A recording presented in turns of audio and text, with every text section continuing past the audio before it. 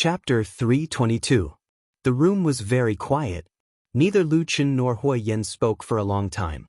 Atsu's huge body completely blocked the door. It didn't look like a monster, but more like an overfed dog. It glanced at the people in the room tiredly and yawned. It seemed to be bored and slowly narrowed its eyes. "Do you know what you're saying?" Lu Chen looked at Hui Yen and said calmly, "You're actually worried that a human will steal the entire Black Fire tribe?" Hui Yen shook his head and said, "You're not a normal human. You're now the messenger of the fire god, the priest of our Black Fire tribe. For thousands of years, we barbarians have long been used to obeying the orders of shamans and priests. As long as you truly gain the respect of the entire tribe, then they will definitely listen to your orders, and from then on, obtain supreme power. Then what do I want this power for?" Lu Chen suddenly interrupted him and asked Hui Yen. Hui Yen was silent. Lu Chen laughed coldly and said, "Don't forget, from beginning to end, it was you who dragged me into this.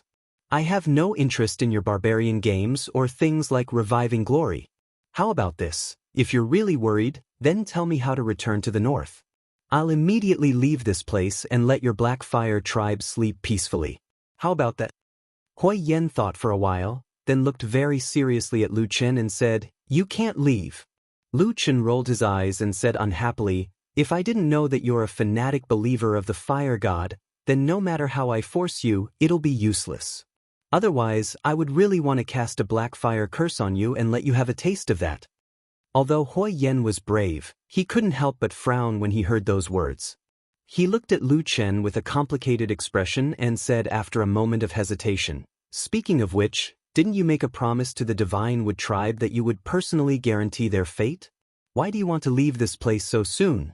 Have you ever thought that after you leave, won't they all fall into a miserable fate after being abandoned by you? In this way, isn't it breaking your oath? What's there to be afraid of? When I swore that day, I only talked about the Black Fire tribe, not myself," Lu Chen replied calmly. Hui Yen was momentarily speechless. After which, he looked at Lu Chen's expression and bitterly laughed for a moment. However, he shook his head and said, "Forget it, let's not talk about this.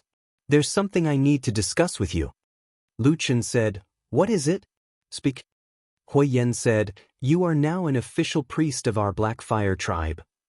Please don't say that." Lu Chen waved his hand and said, "Your father, the current chief of the Black Fire tribe, hasn't acknowledged me yet. My position isn't stable. Who knows, I might be removed in 2 or 3 days." Hui Yen sighed and said, "My father still can't understand our thoughts and methods for now. But don't worry, as long as I'm here, he will always stand on your side. Moreover, I don't believe that you can't see that after the battle at the Divine Wood camp, the strongest and most elite warriors of our tribe have already accepted you. They are especially respectful towards you." Lu Chen laughed and said, "That's because they received more women and servants after the battle, right? That's also because your witchcraft is so powerful. We, the barbarians of the southern wilderness, are born to respect the strong." Lu Chen smiled and didn't say anything. Hui Yen continued, "As for my father, you don't have to worry about him. I will often go over to discuss these matters with him. No matter what, it is the will of the fire god to cooperate with you. I have no doubt about this. No matter what, I will carry this matter to the end." Lu Chen looked deeply at him. A strange light seemed to flash in the depths of his eyes. Hui Yen paused for a moment, then said to Lu Chen, "Let's not talk about these troublesome matters first. But I have discovered that you seem to be missing one person." Lu Chen was startled and said, "Missing who?" Hui Yen said, "Missing someone to serve you. You are now a priest of the tribe. Your identity and status are different from others. You should find someone to help you with the daily chores of cleaning the house and preparing meals." No need, it's too troublesome." Lu Chen immediately shook his head and wanted to decline. But Hui Yan's expression was resolute. He stood up and walked out. At the same time, he said, "Leave this matter to me. I will help you find a satisfactory and hard-working person. You don't have to worry about this." How could Lu Chen not care? He spent his days alone with the Atsu. He wasn't afraid of any secret matters being leaked. If there was suddenly a barbarian by his side, wouldn't his hands and feet be tied? But Hui Yen seemed to be an impatient person. After saying those words, he strode out of the house. In the blink of an eye, he disappeared. Lu Chen chased to the door. When he looked outside, he could no longer see Hui Yan's back. Lu Chen looked up at the sky. After a moment, he spat out a mouthful of impure air. He smiled bitterly and said, "Forget it, let's leave it be." Hui Yan fulfilled his promise the next morning. He brought the person he wanted to the door of the stone house that Lu Chen lived in. Last night, the mysterious and terrifying black-robed priest didn't seem to do anything strange. He just sat quietly under the wall of the house. His big black wolf was still loyally lying on the ground in front of the door, watching the people coming and going in the camp. For thousands of years, Lu Chen was the first human to come to the southern wilderness. So Hui Yen certainly couldn't find another human to serve him. So, the person that Hui Yen brought over this morning was a barbarian. It was a female barbarian. She looked to be about 18 or 19 years old. She was still very young, but her expression seemed to be full of grief. When she looked at Lu Chen, her gaze seemed to be very complicated. It seemed that she was thinking about how to avenge the deaths of her clansmen, how to secretly get rid of this incomparably cruel black-robed priest. Lu Chen stared at the woman for a while. Then he turned around and walked to Hui Yan's side. He glared at him and sneered, "Are you afraid that I won't die fast enough?" Hui Yan heard this and said, "How could there be such a thing?" Lu Chen pointed at the young body that was kneeling on the ground and sneered, "This woman is clearly a young woman that no one in the Divine Wood tribe has claimed. Why did you send her to me? What do you want? Let her serve you." Hui Yan laughed loudly. Then he waved his hand and turned around to leave. Lu Chen was somewhat helpless. He was about to say something when he turned around and looked at the young barbarian. He sighed and asked, "What is your name?" "My name is Yi." Chapter 323. Yezi was a barbarian girl. Because she was young, her skin looked better than most of the barbarians in the wilderness. However, there were still obvious characteristics of the barbarians on her body. For example, there were sharp fangs protruding from the corners of her mouth, tattoos on her body, and she was actually quite tall. When Lu Chen called her up, he found that this barbarian girl was almost as tall as him. In fact, from the aesthetic point of view of the human race, most people would not be able to accept barbarian women. However, it was probably because of her young age. In general, this woman named Yezi seemed to be more pleasing to the eye than the ferocious barbarians outside. Compared to those barbarians who like to have their faces covered with twisted patterns and talisman tattoos, Ye's exposed skin only had 2 tattoos on her upper left arm and right thigh. This was also the reason why she looked more delicate. However, having been in the Black Fire tribe for so long, Lu Chen roughly knew some of the barbarians' customs. It was not that Yezi did not want to have those colorful tattoos on her face, but because those tattoos on the face often meant boasting, meritorious deeds, achievements, or other qualifications. It was not something that could be casually tattooed on. It was probably because this barbarian girl was too young and not qualified enough. While Lu Chen was sizing up the barbarian girl, Yezi was also secretly looking at him. The women of the tribe were still more gentle than the aggressive male warriors. In her eyes, there was a bit of awe and curiosity, but it seemed to be mixed with a bit of resentment. Lu Chen quickly noticed this. He did not have any intention of guessing, but directly asked Yezi about her origin and identity. Yezi lowered her head and said, just as Lu Chen had guessed, Yezi was a member of the Divine Wood tribe who had surrendered after their tribe was exterminated. Would he let a woman who had a grudge against him, and who might even have relatives who died in the war started by Lu Chen by his side? Hui Yan's burly and brave figure flashed in front of Lu Chen's eyes. He thought to himself, what is this guy, whose mind is far more detailed and profound than the other barbarians, thinking? Did he have some ulterior motive, or was it simply because it was convenient? Currently, the atmosphere within the Black Fire tribe was rather delicate. Patriarch Huahu was clearly dissatisfied with Huayan and Lu Chen's actions. Despite Huahu's advanced age, many of the tribe's warriors stood on the side of Huayan and Lu Chen. However, he had been the chief of the tribe for many years after all. He was a person of virtue and prestige, and no one could ignore him. Not to mention that Hua, who was Hui Yan's father after all. They were related by blood, so ordinary people could not do anything to him. Even in the barbarian tribes, which were known for their ferocity and savagery, it was not popular for the sons to go against their elders, or for the sons to fall out with their fathers and even fight with them. Under such circumstances, it might not be convenient for Hui Yan to directly call for a tribesman from the Black Fire tribe to serve Lu Chen. Instead, he would not need to be courteous with the divine tree captives, and would be able to account to the Black Fire tribe. As for what Lu Chen had said before about giving these people equal treatment, let's just wait and see. Probably not many people would take it seriously. Lu Chen pondered in silence, while Yi just stood there. She did not dare to move until she received the orders of this mysterious and terrifying priest. Just like that, after an unknown period of time, Lu Chen suddenly withdrew his gaze and looked at her again. "Come here," he said calmly, but his tone seemed to have an unquestionable aura. Yi lowered her head and responded, slowly walking in front of him. Like most of the barbarians, Ye's clothes were mainly animal skins, supplemented by small stones of various shapes and colors, animal teeth, and small bones as ornaments. The harsh sandstorm on the wilderness did not seem to have damaged the beauty and youth of this barbarian girl. The exposed skin on her arms and thighs was still fair. But not far in front of her, the man stood in front of her like a mass of darkness. One black and one white, the shadow and the light, juxtaposed in such a somewhat dazzling way in the stone house. But at least at this moment, Ye's whiteness looked particularly small and fragile. In front of the threatening dark aura, or because of the awe she had for the shaman and the priest since she was a child, even if she still held a trace of resentment in her heart, Yi could not help but kneel down. She was just an ordinary barbarian girl. She did not have the powerful force of the barbarian warriors. She was weak and ordinary. Not to mention that even the barbarian warriors, who were known for their ferocity and toughness, were in awe of this shadow-like man. After a moment, Yi suddenly felt a chill on the top of her head. It was a hand that was gently placed on the top of her head. Why was the palm so cold, almost not like the flesh and blood of a human? At that moment, Yi even trembled for no reason. She closed her eyes and was very afraid.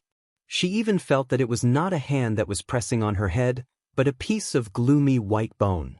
"Do you hate me in your heart?" That calm, seemingly emotionless voice sounded in Ye's ears. Yi was stunned for a moment, and then immediately shook her head desperately. She was afraid that if she moved a little slower, this terrible and evil priest might make her suffer the most terrible punishment in the legends.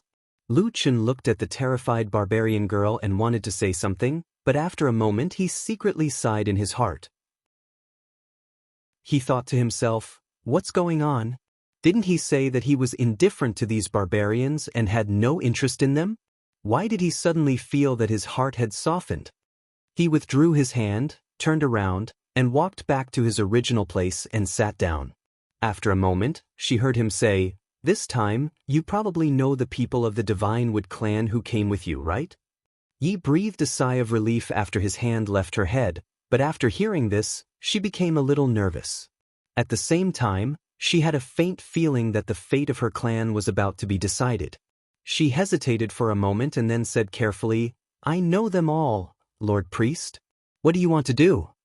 Lu Chen raised his head slightly and looked at her. Yi was shocked and quickly prostrated on the ground, saying, "Lord Priest, don't be angry. I just want to help you. Now, I have been sent to serve you. No matter what, you can ask me to do it, and I will do my best to do it." Roar? Lu Chen did not make any response, but at this moment, a low roar suddenly came from behind Yi. A huge shadow suddenly appeared and covered her, with a strong murderous aura. Leaves screamed and turned her head. What she saw was a bloody mouth, and then a huge, ferocious wolf head. The sharp fangs were about to pierce her face, and a pair of big eyes like copper bells were staring at her fiercely. It seemed that the next moment, it would pounce on her and swallow her in one bite.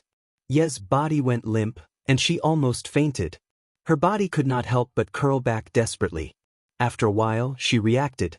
Wasn't this the huge black wolf that had been following the mysterious priest? Before, it was already very frightening, but now that it was so close to the giant wolf, its ferocious and terrifying aura was even more frightening. Yi had no doubt that this demon wolf must have killed countless people and eaten countless flesh and blood. Could it be that the purpose of me being placed next to this priest was to become the wolf's food? There was no trace of blood on the barbarian girl's face, and she looked like she was about to be scared to death. At this moment, Lu Chen frowned and said, "Enough, Atsu, you're too free, aren't you?" The huge black wolf that was baring its fangs and looking like the most terrifying monster in the world suddenly shrank back. Its original ferocious appearance disappeared in the blink of an eye, and then it returned to its lazy appearance. It grinned and called out, then slowly walked to Lu Chen's side and lay down. It opened its mouth and yawned, but it rested its head on Lu Chen's leg, and then narrowed its eyes again. Yi, who felt that she had escaped from death, slowly recovered after a long while. She gasped and once again knelt on the ground in front of Lu Chen with some difficulty. Lu Chen looked at her helplessly. After a moment of silence, he said, "Are you all right?" Yi whispered in a trembling voice, I'm fine." Lu Chen sighed and said, "If you're tired, you can go back and have a rest for a while." Yi shook her head and said, "The leader who led me here just now said that I will be your servant from now on. From today on, I will eat, drink, and live here. I can't go anywhere." Lu Chen was speechless for a moment. After a moment, he said, "Then do as you please." Yi bowed her head and agreed. After a while, she looked around again, and then quietly got up and walked to the side to start cleaning up the house. Lu Chen didn't care about her. Anyway, there was nothing important in this house. After waiting for a while, he suddenly seemed to think of something, and then asked Yi casually, "By the way, among your people this time, how many warriors or adult men are there who can fight?" Ye's body trembled, and her face suddenly turned pale. Lu Chen waited for a while, but found that he didn't get the answer he wanted. He frowned and looked at her. "What's wrong with you?" Yi suddenly ran over, knelt in front of Lu Chen, and then kowtowed desperately. Her eyes were full of tears, and she cried, Your Excellency, I beg you to let my people go. As long as you don't let them die, I'm willing to do whatever you want you to do." With that, she seemed to have made a difficult decision. She suddenly put her hand on her animal skin clothes, and was about to tear them off. Chapter 324. With a crisp sound, Yezi exerted her strength and directly tore off more than half of her animal skin clothes. Lu Chen only felt a sudden flash of white light in front of his eyes. At that moment, even a calm and steady person like him was dumbfounded. He stared at Yezi with her mouth half open. For a moment, he was stunned and didn't know what to say or do. He just sat there motionlessly. Atsu, who was originally a little lazy beside Lu Chen, seemed to be shocked.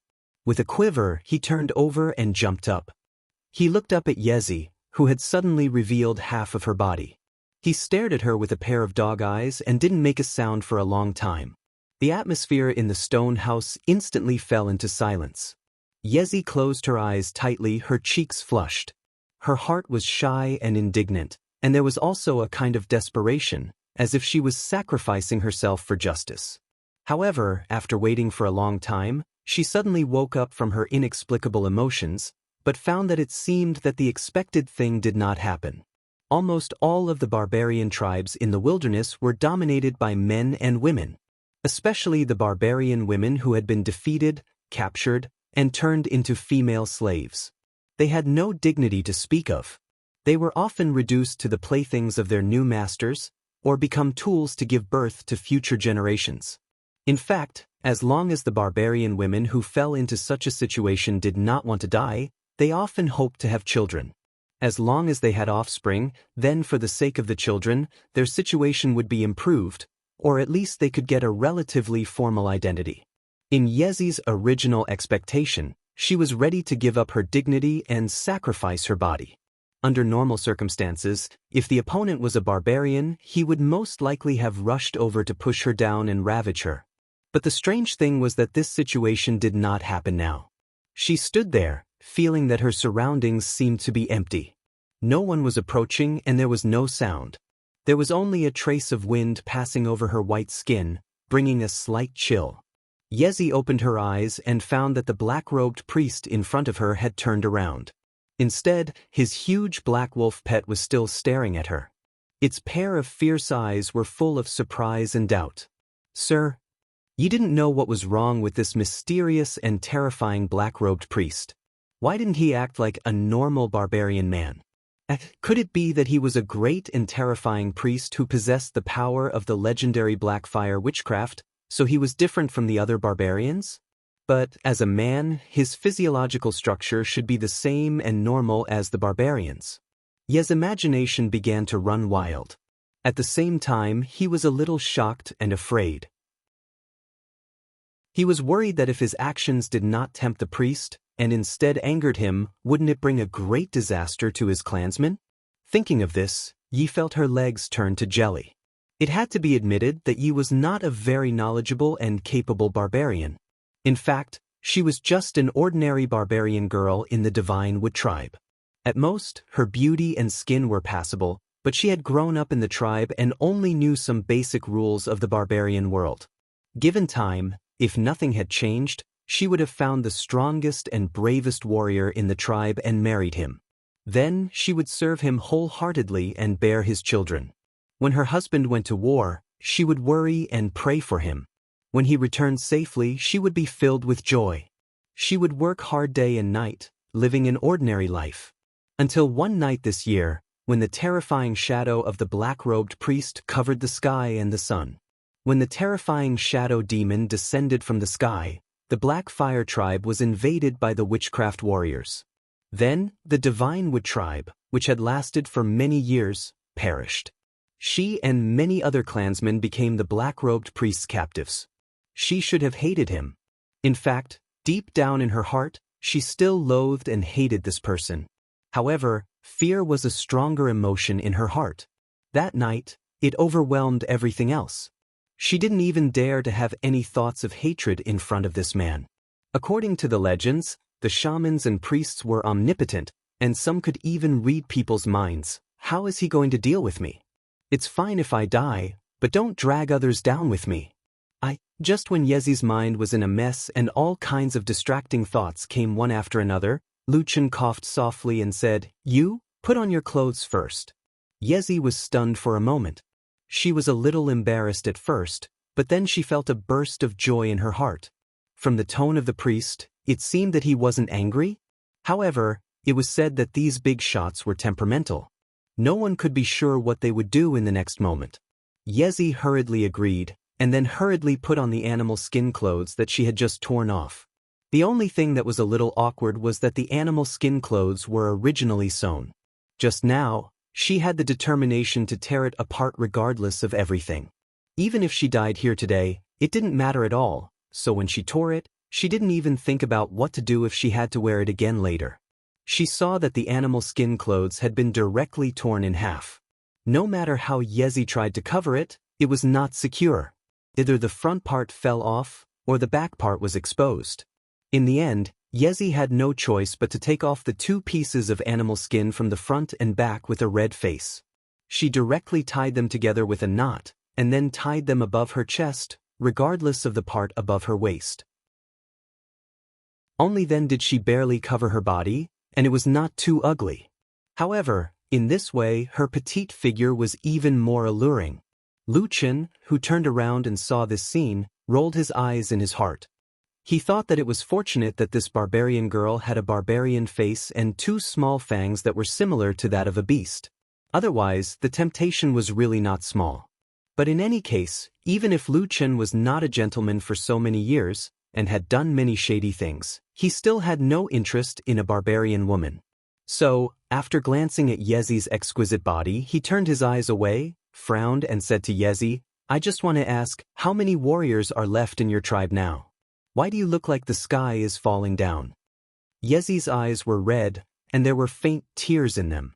She knelt on the ground again and said, "I beg you, Your Excellency, please let my people go." Luchin sighed, walked to her and sat down, saying, "What are you thinking in your heart? Tell me clearly."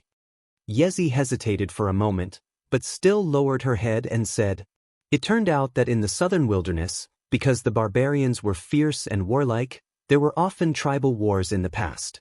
Since there was war, there was naturally blood, death, and captives. The barbarians were not polite to the captives. With their fierce nature, one could easily imagine the fate of those captives. The women could be divided up like property. If the men were not tortured to death, they would be forced to do some extremely dangerous work. Or they would be forced to charge at the front lines in the next battle. They would be used as cannon fodder to exhaust the enemy's strength. Yezi naturally knew these things. In fact, she did not have much hope, but on the night of the extinction of the tribe, Lu Chen gave them hope, saying that they should be treated equally and become a part of the Black Fire tribe. This was naturally very different from the treatment of captives in most barbarians' minds. But it was this little bit of hope, coupled with the oppression of the tragic fate of their families, that led to so many people being forced to surrender. Yezi had just heard Lu Chen's words, not including women and children, but only the number of adult men. This immediately triggered the most terrifying thought in her heart, and she immediately lost control. After listening to the barbarian girl lying on the ground in front of him, intermittently sobbing from time to time, Lu Chen did not know whether to laugh or cry. He shook his head and said with a wry smile, "You've misunderstood. I didn't mean that." Yezi's body stiffened, and she immediately raised her head to look at the black-robed priest. Her eyes were filled with surprise, and it seemed that even the hidden hatred seemed to have faded a lot. Lu Chen waved his hand and said, "I have no intention of going back on what I said to you. As long as I am here, I will naturally do it. You can also say these words to your people when you go back." Yezi nodded repeatedly and said, I will. Thank you, Your Excellency, thank you." Lu Chen snorted and said, "Now you should be relieved. Now can you tell me how many men there are in your Divine Wood tribe?" Yezi did not answer directly. She looked a little hesitant. Lu Chen said with some amusement, "Do you have a brain or not? I'm just asking you in passing. Do you think I won't know if you don't tell me? Believe it or not, I can go out and find a few leaders of the Black Fire tribe and ask them directly?" Yezi thought that it was true, and immediately became a little discouraged. She could only say with some embarrassment, "About 40 people." Lu Chen was a little surprised, but then he understood. Of course, not all of them were the warriors of the Divine Wood tribe in the past. There should be a lot of them just to make up the numbers. He pondered for a moment and waved his hand, saying, "Go and call those men over." Yezi was a little worried again, but after seeing Lu Chen's expression, she did not dare to say anything more. She could only agree and go out. And after watching her leave, Lu Chen subconsciously felt a sense of relief. The burst of dazzling white just now was dazzling. It was really rare to see a barbarian woman with such good skin. At this moment, Hei Lang suddenly let out a low growl. Lu Chen glanced at it and said, "What are you doing? Behave." Atsu looked at him with a look of contempt. Lu Chen coughed dryly and turned around, saying, "I was stunned just now." "Stunned? Do you understand?" "I was stunned, so I didn't mean to stare." Lu Chen ignored it and walked slowly to the side. Then he muttered in a low voice, "I didn't expect it to be so big." Chapter 325. When Yezi came out of the mysterious black-robed priest's house, she was seen by many people in the Black Fire tribe's camp. Then, almost everyone saw her disheveled appearance. It couldn't be helped. When she went in, she was wearing a complete set of clothes from her neck to her waist, but when she came out, she could only barely cover her chest. Even if one were to say that nothing had happened, one would have to believe it. However, perhaps because of Lu Chen's recent reputation and the fact that the barbarians generally revered the priest, no one really stepped forward or loudly discussed anything. Everyone just watched the barbarian girl walk away with complicated emotions, and then began to whisper to each other. Of course, Yezi could feel the strange gazes of the people around her. She blushed again and felt a little annoyed. But when she looked down at her torn clothes that could only be tied together, she could only walk away silently. These clothes were torn by him. If he had to blame someone, he really didn't know who to blame. Just like that, she walked quickly with her head down, and soon returned to the place where the Black Fire tribe had settled the Divine Wood tribe captives. After being exterminated, they became captives under someone else's roof, and even their survival depended on the mood of others. The Divine Wood tribe members here were naturally very sensitive. The news that Hui Yen had come to pick Yezi and give her to Lu Chen as a maid had already spread throughout the Divine Wood tribe.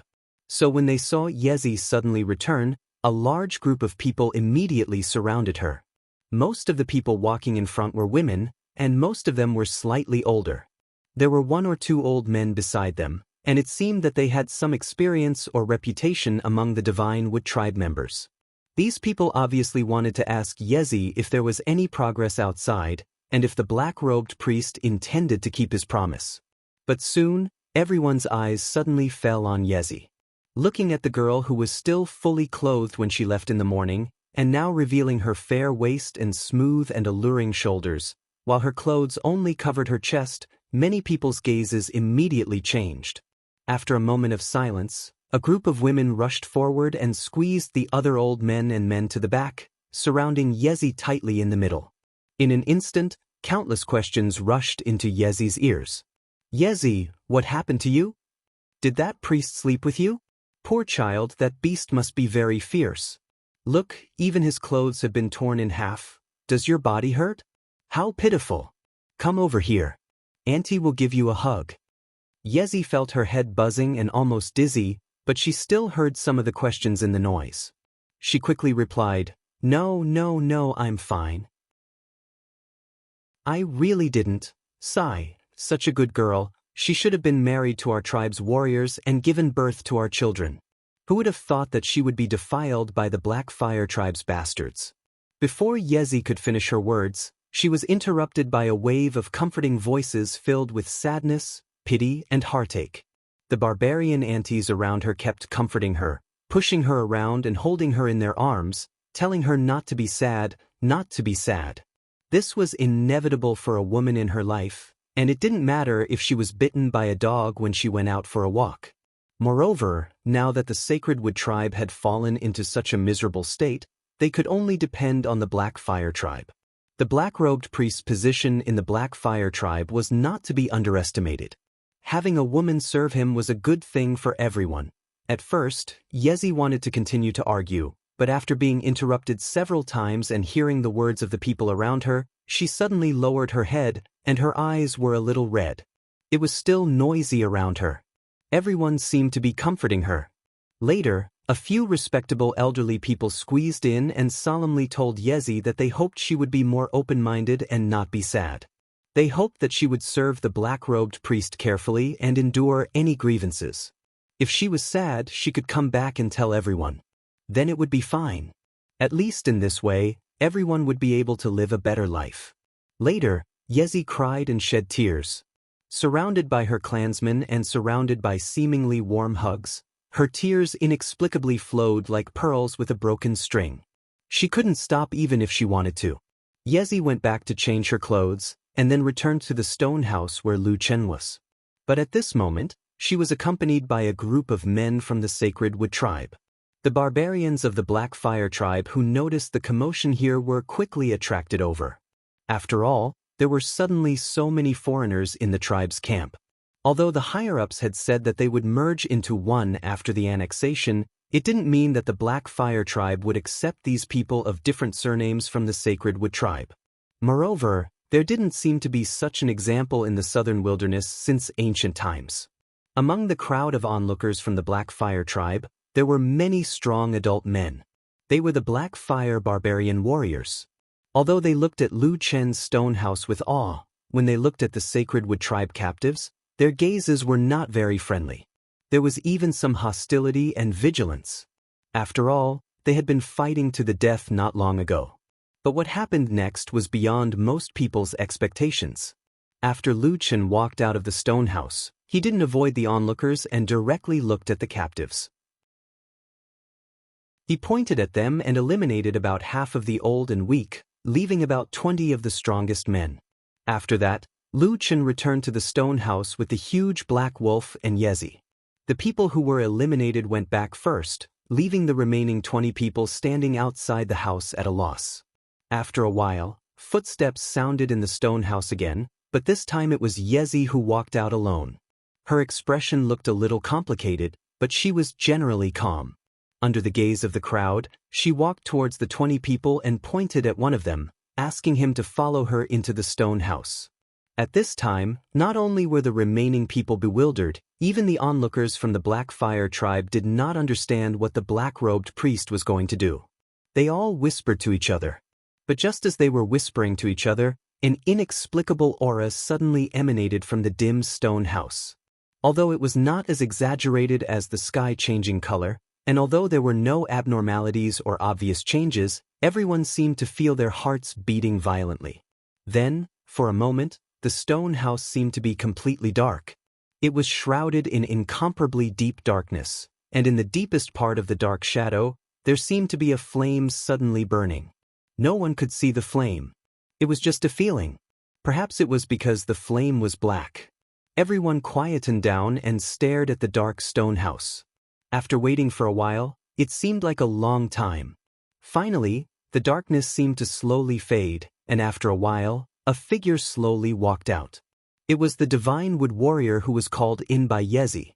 At this moment, the strong barbarian warrior looked a little defeated, and his expression was a little complicated. He looked a little nervous, a little worried, and a little excited. Moreover, he seemed to be relieved. All kinds of strange and contradictory feelings appeared on this barbarian at the same time. No one could figure out what he had experienced just now. And before the surrounding people could gather around to ask, another set of footsteps came from the house. Soon, the barbarian girl, Yezi, walked out again. After looking around expressionlessly, she pointed at another barbarian waiting outside and asked him to follow her in. When Yezi and the somewhat uneasy man entered the stone house again, the surrounding divine wood warriors immediately surrounded the first barbarian warrior and began to ask questions. The surrounding Black Fire tribe people also stretched their necks to get closer to them. They were also very curious. In the crowd, the barbarian warrior with a complicated expression was silent for a moment.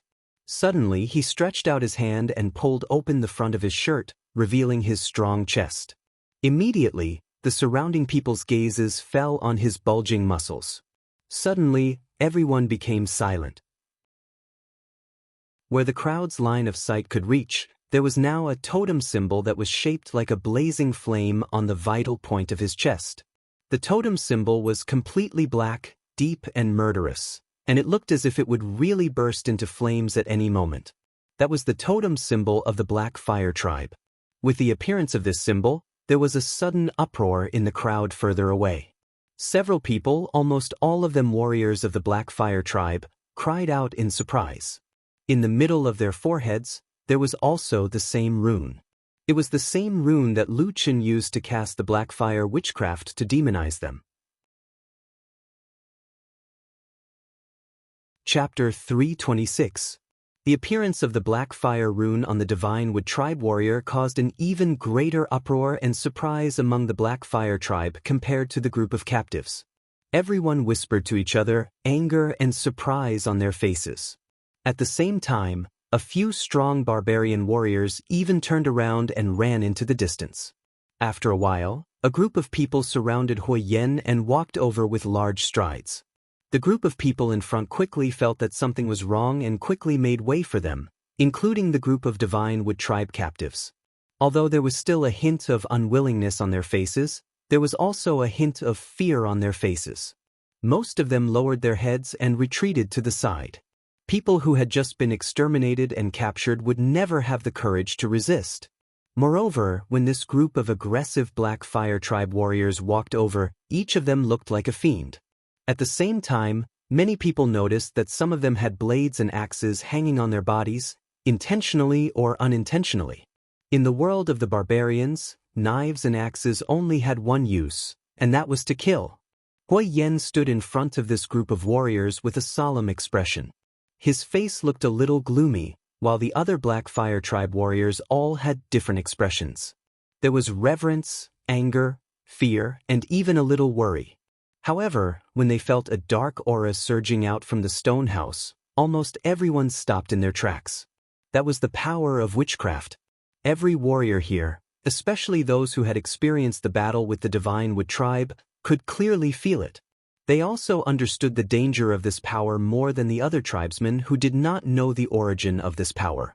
Hui Yan's face was dark as he stood outside the dark door, staring into the depths of the darkness. His expression was indifferent, making it impossible for others to see what he was thinking.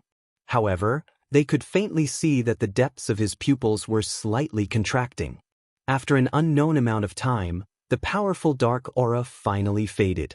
After a while, just like before, Yi sent out another man who had been marked with the black fire rune. She was about to point out the next person when a tall and burly figure suddenly appeared in front of her. Hui Yan's hill-like body stood in front of Yi like a giant beast. Yi subconsciously took 2 steps back, a trace of fear flashing across her face. However, Hui Yan did not pay too much attention to this barbarian girl. His gaze never left the dark stone house. At this moment, he only casually said to Yi in a low voice, "Lead the way, I want to see him." When he said this, Hui Yan's expression was not particularly fierce, but there was an inviolable aura in his tone. Yi secretly swallowed her saliva and then agreed in a low voice. She did not dare to call anyone else and just turned around to lead Hui Yan into the stone house. Following behind Hui Yan were Tai Xiong, He Niu, and a group of his trusted warriors. Seeing this, they also wanted to follow, but when Hui Yan was about to reach the doorstep, his body paused for a moment, then he turned around and suddenly ordered, "You guys wait outside." After saying this, he directly walked into the stone house without saying a word. Iron Bear, Black Bull, and the rest of the Black Fire warriors looked at each other. However, after a while, they finally spread out in 2s and 3s around the stone house. Then, intentionally or unintentionally, they surrounded the stone house and the 20 Divine Wood warriors outside. The moment he walked into the stone house, Hui Yan suddenly felt a feeling of darkness in front of him. After a while, when his eyes gradually adapted to the darkness, he saw a figure sitting in front of the stone house. At the same time, there was an extremely large figure lying on the ground beside him. A pair of slightly green eyes glanced at him. Needless to say, it was naturally Lu Chen and Ats. Yi walked up nervously and hurriedly, kneeling in front of the black-robed priest. When he stammered and wanted to explain something, Lu Chen casually waved his hand and said indifferently, "No need to say anything. This is our tribe's warrior leader. He can come whenever he wants." Hui Yan's expression was grave and stern. He did not reply. Instead, he slowly walked over and stopped a few feet in front of Lu Chen. Hui Yan's sturdiness were extremely outstanding even among the barbarian race's warriors. Originally, his stature was much larger than Lu Chen's. At this moment, Lu Chen was sitting on the ground, while he was standing. The difference between the two of them seemed to be even greater. It was as if an angry giant beast was staring at a small beast in front of it. Yi knelt to the side and looked at this somewhat tense and stiff scene. For some reason, his heart suddenly jumped to his throat. He was so nervous that he did not dare to breathe. However, Lu Chen's expression seemed to be very calm. He only lightly raised his head and looked at Hui Yan. He then pointed at the seat in front of him and said, "Sit." Hui Yan did not comply and sat down. He coldly looked at Lu Chen and said in a low voice, "Why did you do this?" Lu Chen didn't answer him immediately. Instead, he silently sat where he was. After a while, he didn't look at the giant like Hui Yan standing not far away from him. Instead, he faintly said, "Ever since you were young, didn't your father, the chief of the tribe, teach you to respect and observe some etiquette towards the tribe's priests?" As he said this, the atmosphere in the dark stone house suddenly became a bit more tense. A chill that seemed to be able to freeze one's bones began to spread in this place. Ye's whole body began to tremble slightly. She subconsciously curled up her body desperately. At the same time, in the depths of her heart, an idea suddenly flashed like a flash of lightning. These two people, the two most powerful people in the Black Fire tribe, seemed to be at odds with each other. "You go out first." Just as Ye's mind was in a state of panic and confusion, a voice suddenly sounded in front of her. It was Hui Yan who suddenly said this. His voice was low and calm. When he spoke, he did not even look at Ye's direction. It was obvious that he did not care about this divine wood tribe girl at all. Yi looked at Lu Chen with trepidation.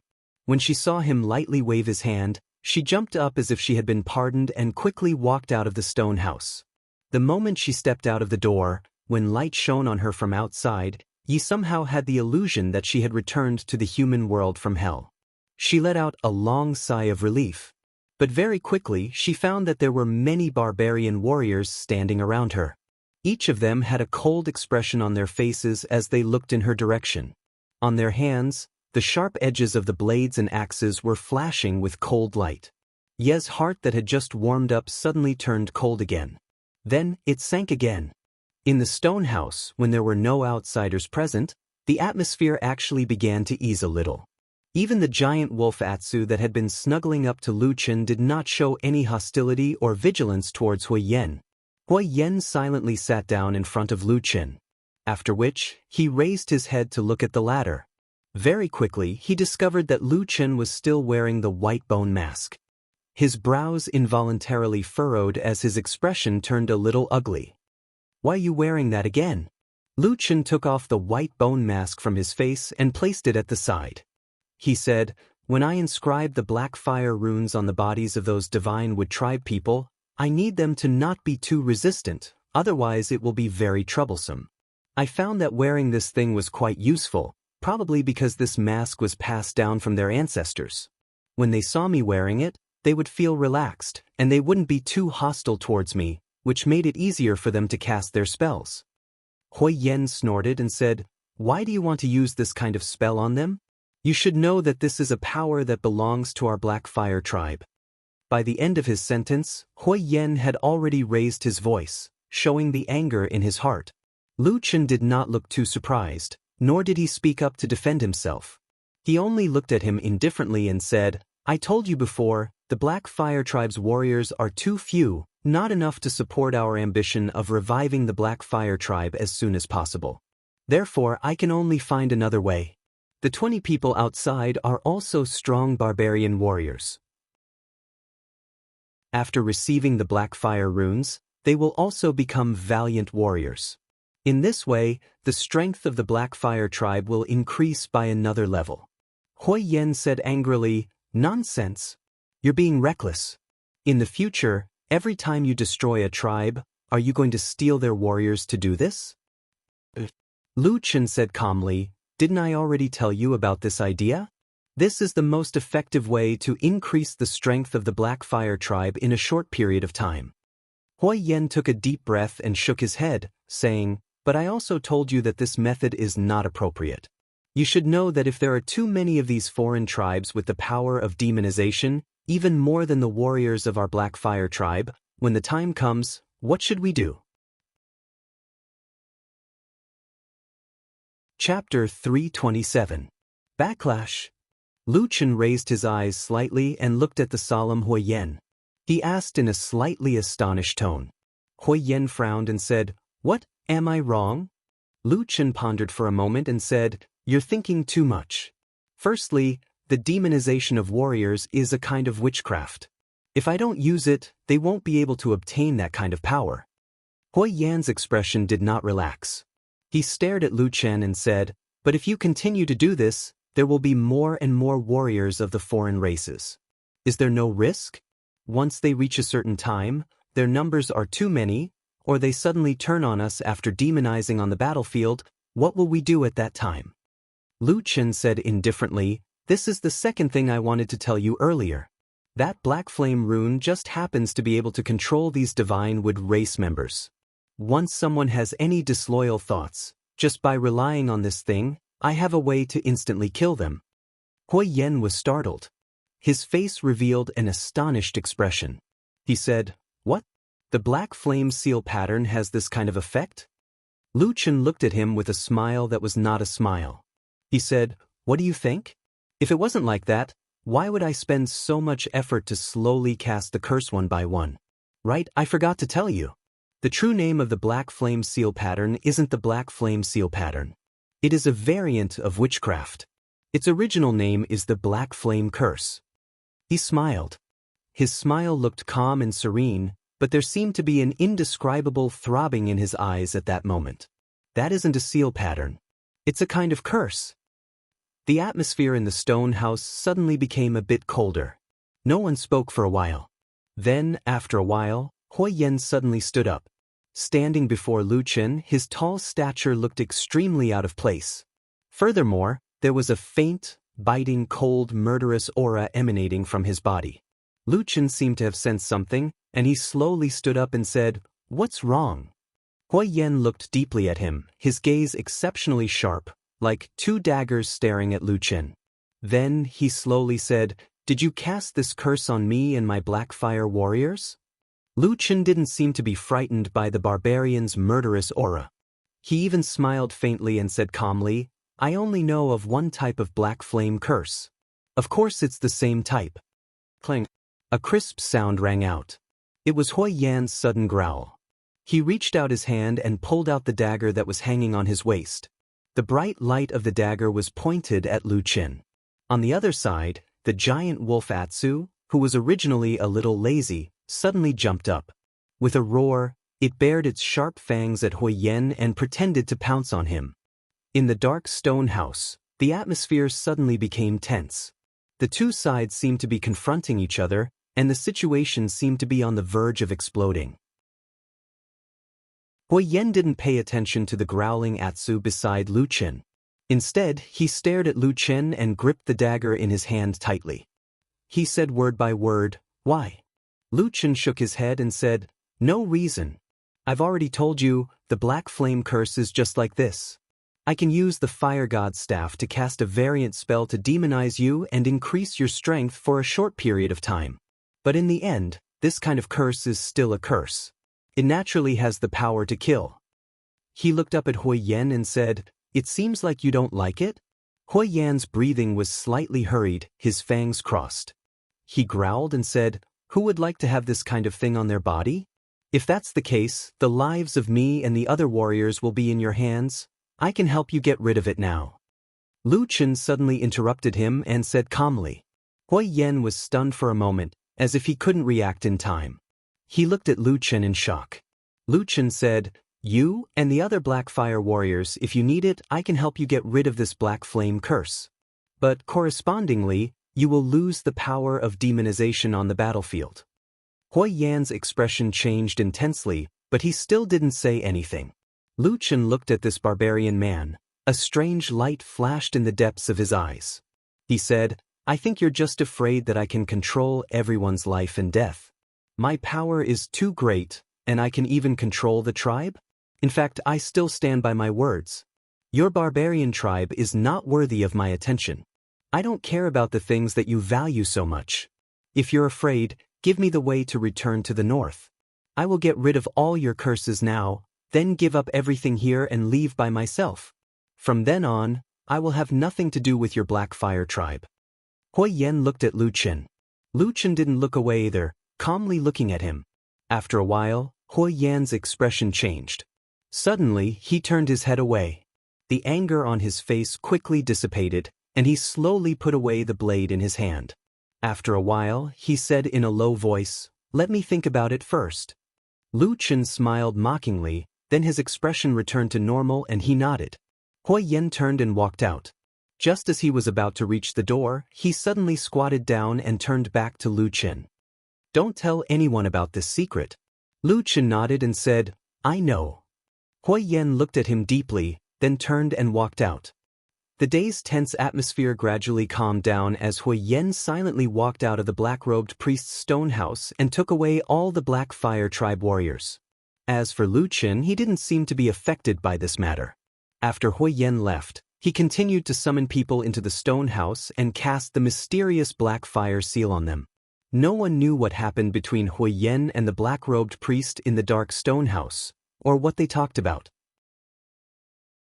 Iron Bear, Black Bull, and the other Blackfire tribe warriors were very curious about this. They secretly asked Hui Yen a few times, but Hui Yen kept a straight face and didn't say anything. With the help of the Blackfire tribe's powerful divine weapon, the fire god's staff, the black-robed priest, Lu Chen, spent a day's work and finally cast the Blackfire seal on all 20 people. After this, the abnormally tired Lu Qin drove them away. He only said that he would send Yi to summon them again in 2 days, and that they would know what he was going to do next. This answer obviously didn't satisfy the 20 Divine Wood warriors, but facing the black-robed priest, no matter how fierce they were, they didn't dare to be impudent. In the end, they could only leave dispiritedly. However, many people secretly warned Yi to act according to the situation and try to find out what this terrifying black-robed priest was thinking. Yes, for this goal, they must do everything they can, although they didn't say it explicitly, the meaning was very clear. Leaf also understood, but she did not seem to have any more emotional fluctuations. At most, she just nodded silently. Finally, after sending everyone off, she slowly walked back to the dark stone house. Ever since Lu Qin brought Atsu to live here, the stone house had never been lit with any torches or candles. It seemed that this mysterious black-robed priest was very disgusted with things like flames. When this thought flashed through Ye's mind, she couldn't help but be a little surprised. She thought to herself, "Your tribe is called Blackfire, and you worship a fire god. Why would the tribe priest hate flames and light?" But for some reason, when she left the familiar crowd outside and returned to this dark place, when the darkness and shadows quietly blocked the light behind her and the eyes of those people, Yi suddenly felt a sense of relief. She actually seemed to be relieved from the bottom of her heart. She was shocked by this feeling, and then she quickly felt a sense of guilt. She secretly clenched her teeth and scolded herself. "What's wrong with you?" A voice suddenly came from the front. It was the black-robed priest's deep voice in the dark corner. He still sounded a little tired, but he seemed to have noticed something. His eyes penetrated the darkness and fell on Yi. There seemed to be some light in his eyes. Yi was startled and quickly bowed her head. "I'm fine." "That's good," Lu Qin said lightly and then closed his eyes. It seemed that he didn't want to pursue the matter, or perhaps he had no interest in the feelings of these barbarians. Yi, who was a little nervous, was startled for a moment. After a while, she finally understood that her new master seemed to be too lazy to talk to her. She was a little embarrassed and a little cramped. After turning her head to look around, she wanted to say something but stopped on second thought. It seemed that she wanted to stand up and lean against the corner. Lu Qin suddenly said, "You sleep here." Yi glanced at him and found that the place Lu Qin pointed to was the farthest wall from her. She was relieved, but soon she remembered the important task entrusted to her by the villagers before she came here.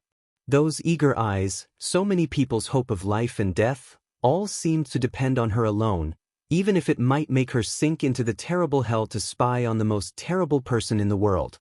Yi felt a little cold, but she still gritted her teeth and quietly cried for herself in the deepest part of her heart. Then she squeezed out a smile and slowly approached the black-robed priest.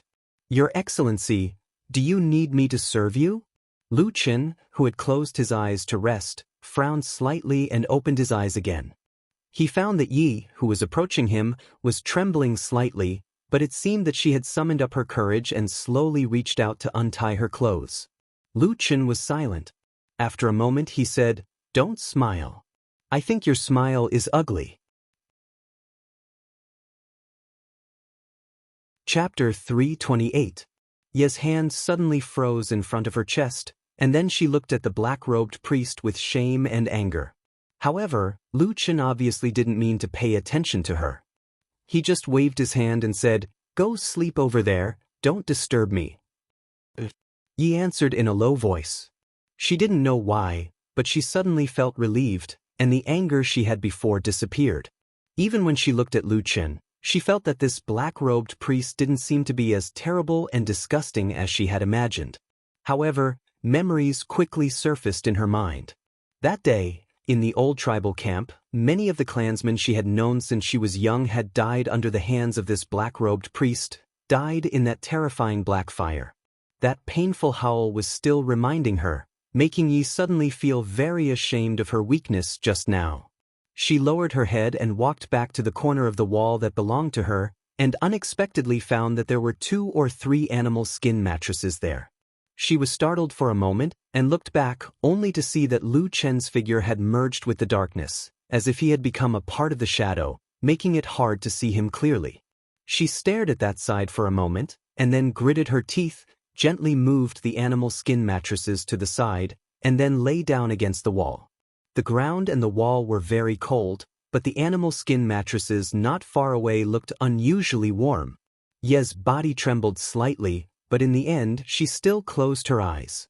She had seen and heard too many things that day, and also suffered a lot of stimulation and shock. At first, she felt very awake and couldn't fall asleep, but after lying down for a while, her eyelids started to droop, and she unknowingly fell asleep. Many people saw the scene of Huo Yan rushing in angrily that day. Some were surprised, and some were secretly delighted. But in the end, Huo Yan went into the stone house alone and stayed for a long time. When he came out again, he didn't say a word, and left with his men. This also made many people who were originally nervous, or wanted to see a good show, shocked. In the following days, with the changes in the tribe's camp and various situations, the deeds of Lu Chen, the black-robed priest, began to be known by everyone, immediately shocking the entire Black Fire tribe. 3 days after Huo Yan left Lu Chen's place, the chief of the Black Fire tribe, Huo Hu, found him. The father and son had a serious conversation. At the same time, there were also 6 elders who were highly respected in the tribe. They were elders that Huo Yan had to greet whenever he met them. In this conversation, Flaming Tiger straightforwardly expressed his distrust of Lu Chen to his son. At the same time, he sternly warned him that there had never been an outsider who had become a priest of the Black Fire tribe, and Lu Chen's behavior after becoming a priest was incompatible with the behavior of all the great priests in the history of the tribe. This person is not of our race, so he definitely has ulterior motives. He was definitely not an emissary of the fire god. He was a minion of the devil. If we don't get rid of this black-robed priest, then our Black Fire tribe will perish in the hands of this terrifying human. The other 6 elders in the meeting all agreed, either solemnly or tactfully persuading Huo Yan, telling him not to be muddle-headed and to wake up as soon as possible. Everyone said that our Black Fire tribe has lived in this wasteland for thousands of years, following the rules of our ancestors. We have always lived well, and there is no need for any changes. That black-robed priest has gone against the rules, committed outrages, and even used the witchcraft of the Black Fire tribe on those captives. Such vile behavior will soon provoke the wrath of the fire god, and he may even send down divine punishment. When that time comes, won't we both be sinners of the tribe? When he reached the end of his speech, Huo Hu stood in front of his son. His aged face seemed to be somewhat distorted from his emotions. He grabbed Huo Yan's arm and said in a hoarse voice, "I'm old, son. The position of tribe leader will be yours sooner or later. As long as you kill that human, I will immediately abdicate and hand over the position of tribe leader to you." From the beginning to the end, Huo Yan, who had been unusually silent, finally stood up. But strangely, his face did not reveal the excited and sudden awakening expression that Huo Hu and the other elders wanted to see. This tall and sturdy barbarian was in the prime of his life. He was a barbarian in his prime. He was majestic and mighty, and had the ambition and meticulousness that ordinary men did not have. He could see further than them, and he stood taller than them. Occasionally, when he turned his head back, Huo Yan would realize that he no longer had any companions by his side. There was a bit of pain and disappointment in the depths of his eyes, but his expression was still calm.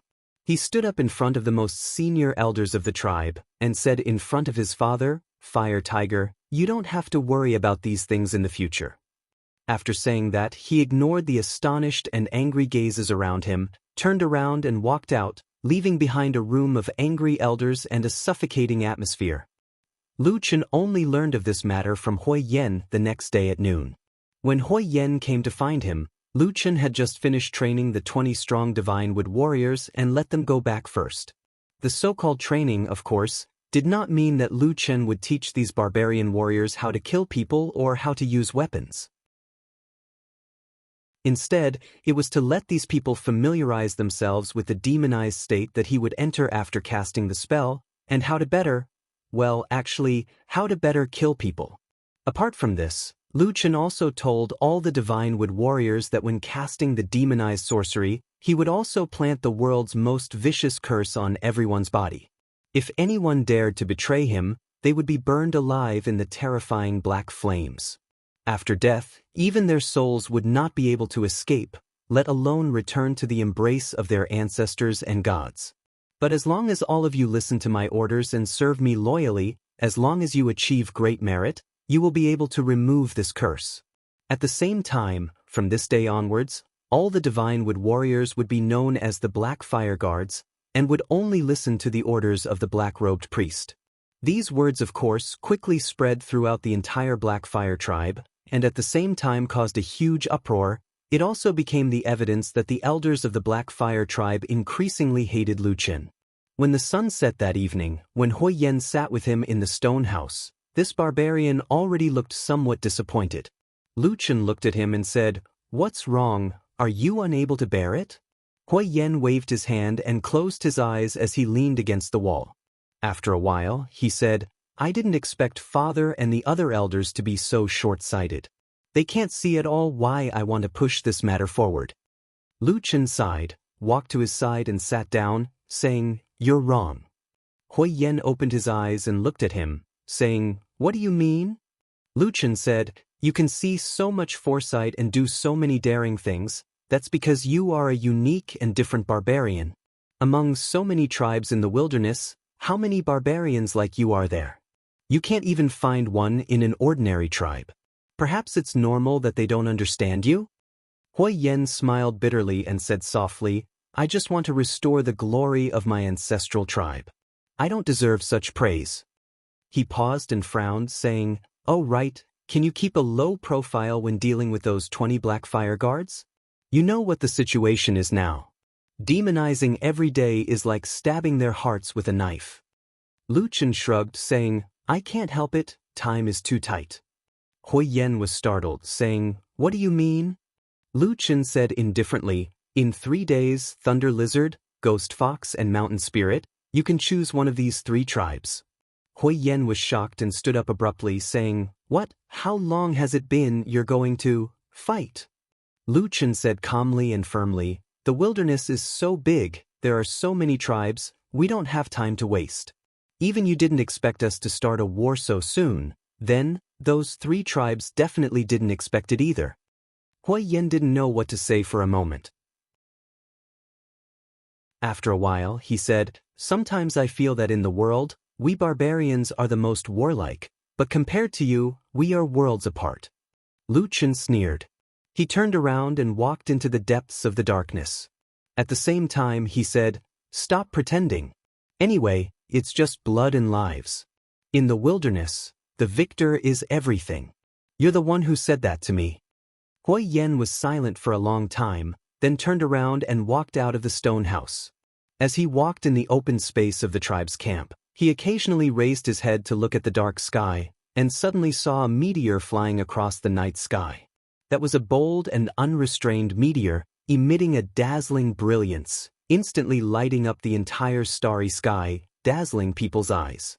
It flew passionately and fiercely, as if it was rushing forward recklessly, piercing through the darkness, until it finally disappeared into the depths of the distant darkness.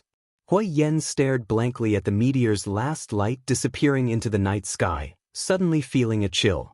When he lowered his head, he found that there was a slight gust of wind in the surroundings. In the darkness of the wilderness, the wind was blowing. Chapter 329. This can't go on any longer. An angry roar came from the house. Although it was suppressed, making the voice sound low, some echoes still floated out from the gap of the closed door. One could feel how angry the person in the house was at this moment. Standing outside the closed door were 4 or 5 barbarian males of the Black Fire tribe. They stood a distance away from each other and surrounded the house behind them. At the same time, they were vigilantly watching their surroundings. But in the dead of the night, no one would notice anything strange. Of course, the barbarian at the entrance had heard the angry roar just now. He turned his head to look, and his eyes were filled with worry. But soon, he also turned his head back and cautiously kept his guard up, not allowing any outsiders to come close. At the same time, in the room behind the door, a lit lamp illuminated the people inside. In the middle of the room sat the old chief of the Black Fire tribe, Fire Tiger, with his grandson, Fire Eagle, by his side. Aside from the two of them, there were 6 other people in the house. They were the 6 tribal elders who had persuaded Hui Yen with Flaming Tiger. The one who had roared like a wild beast was one of the 6 elders. His name was Qi Shi. He didn't look young and was about the same age as Flaming Tiger. He had a head full of white hair and one of his 2 fangs was missing. However, this old man was a fierce general of the Black Fire tribe when he was young. He had been fighting for his entire life.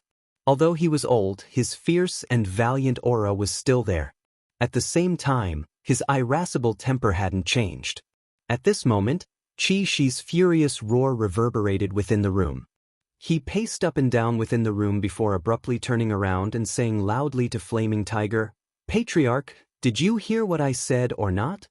Flaming Tiger frowned and slightly nodded, indicating that he understood. But his eyebrows were still tightly knitted, as if he had a lot on his mind. Seeing Patriarch Hua Hu's appearance, the other elders had different expressions.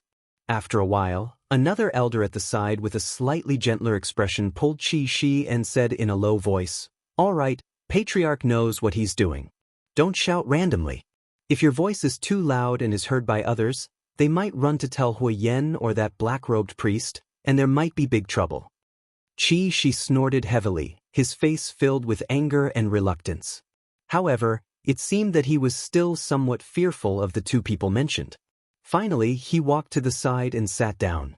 Only then did this elder, who had persuaded the irascible old barbarian, turn around and look at Hua Hu. He asked in a low voice, "Patriarch, what are your plans now?" The wrinkles on Fire Tiger's aged face were deep, as if the harsh wasteland had already engraved the sands of time on his body. On this piece of land, the majority of people couldn't live to Hua Hu's age, so his knowledge and reputation had always been second to none in the Black Fire tribe. Everyone had always trusted him for many years. That was until his son, Hui Yen, grew up and displayed his extraordinary talent and strength in front of the tribe's people. To this day, every barbarian of the Black Fire tribe believed that Hui Yen would be the next patriarch. His strength, wisdom, and courage were unparalleled in the Black Fire tribe. All of this gradually became a public opinion. Sometimes, it would make people feel as if everyone was waiting for the day of old Hua Hu's death. Fire Tiger didn't like this feeling. Since a long time ago when his son Hui Yen rose to power, he disliked it. But even if he was the patriarch, he couldn't do anything about it. Therefore, he could only remain silent most of the time. Then, with a complicated gaze, he would secretly peep at his son who was growing stronger and stronger day by day. "Patriarch." A somewhat surprised voice sounded in Hua Hu's ear, startling him. He woke up from his daze, only to discover that he had unknowingly been in a daze for a while. Is this the feeling of growing old? Hua Hu felt a bit sad for a moment, but he didn't show it on his face. He only muttered to himself for a moment, pretending to be in deep thought. Then he asked, "White Eagle, what do you think?" This elder named White Eagle was also one of the most prestigious elders in the Black Fire tribe. He had assisted Hua Hu for many years and could be said to be deeply trusted by the old patriarch. But it was also because of this that White Eagle understood Hua Hu far better than anyone else. Hua Hu's expression just now had fooled the others, but not White Eagle's eyes. However, White Eagle didn't make any strange expression at this moment. Instead, a trace of worry flashed in the depths of his eyes, and he said to Hua Hu in a low voice, "Patriarch, what Brother Chi Rhino said just now actually makes sense. If we let Hui Yen and that human called Lu Yuan continue to mess around like this, I'm afraid that something big will really happen." Hua Hu didn't immediately speak, but Fire Eagle, who was beside him, asked, "Grandpa White Eagle, what bad things will happen?" White Eagle glanced at Hua Hu, and after a moment of hesitation, he said, "First of all, they are too warlike. It has only been a few days since they attacked the Divine Wood tribe, but they are already preparing to attack another tribe. Although the warriors of our Black Fire tribe are brave and valiant, there aren't too many of them. As long as it's a war, there will definitely be casualties, and as time goes on, we will definitely not be able to withstand it." The other elders and Fire Eagle nodded, and then White Eagle said, Also, now that Lu Qin has also taken the captured Divinewood warriors as people of the Black Fire tribe. He has also placed Black Fire runes on their bodies, and named them Black Fire Guards, and they will only listen to him. What does this mean? If he has any ulterior motives in the future, how will our Black Fire tribe deal with him? And the worst thing is, at this moment, Chi Rhino, who had just sat down, suddenly stood up again, walked in front of everyone, and said with an agitated expression, "Now we can all see that Lu Chen and Hui Yen plan to continue fighting and then intend to exterminate the tribe, then capture people, and then use Black Fire runes to increase their fighting strength. But everyone, don't forget, according to their methods, it won't be long before our Black Fire tribe's warriors die, but the other tribes will capture more and more Black Fire guards and obey the priest. At that time, will the Black Fire tribe still be the Black Fire tribe? In the tribe at that time, who would be the one who kept their word? Will it be us Black Fire barbarians, or that black-robed priest called Lu Qin?" The room was silent, and no one opened their mouth to answer Chi Rhino's straightforward question. Only Fire Eagle, who was still young, suddenly flew into a rage. He turned over and jumped up, saying angrily, "We can't let this happen. Damn it, we should have killed that monster with one strike." Killed that black-robed priest with one strike? The few elders in the room, except for the simple-minded Chi Rhino, who was extremely angry and impulsive, looked at each other. After looking at each other a few times, they all frowned and did not speak. Although most of the barbarians were impulsive, violent, and ferocious, as long as they were old and still alive, most of them would have seen a lot of things, experienced a lot of hardships, and understood some of the principles of life. On the contrary, barbarians like Chi Rhino, who had always been impulsive and angry until old, were actually rare in their age group. White Eagle was the same. Compared to when he was young, the current him was especially calm. He didn't answer Fire Eagle's words, but looked at the old Chief Fire Tiger and called out softly, "Chief?" Fire Tiger slowly raised his head and glanced at White Eagle. His voice sounded a little low. "What do you want me to do?" White Eagle wanted to say something but stopped. Chi Rhino, who was next to him, became anxious. He simply took a few steps forward and said, "Chief, the current situation of the tribe is critical. We need you to come out and rectify it." Fire Tiger sighed, and there seemed to be some helplessness on his face. He said, "Rectify? It's not like you don't know the situation of the tribe. Today, almost all the warriors of the younger generation were brought up by Hui Yen. They can be said to be dead set on him. Even I, the chief, may not be as useful as Hui Yen." White Eagle walked to Fire Tiger's side and sat down. He said softly, "Chief, no matter what, the position of chief is still yours. As long as you speak, the young people of the tribe will have to listen. Even if Hui Yan's reputation is soaring, as long as he doesn't say anything, as long as you come out, you can still control the situation." Fire Tiger's complexion slightly changed. He looked at White Eagle and said, "What do you mean?" White Eagle was silent, but at the same time, the other elders, including Chi Shi, stood up at the same time and walked behind White Eagle. Fire Tiger's complexion greatly changed. He suddenly stood up and stared at these people. He didn't know why, but his old face twisted. Even his voice became a little hoarse.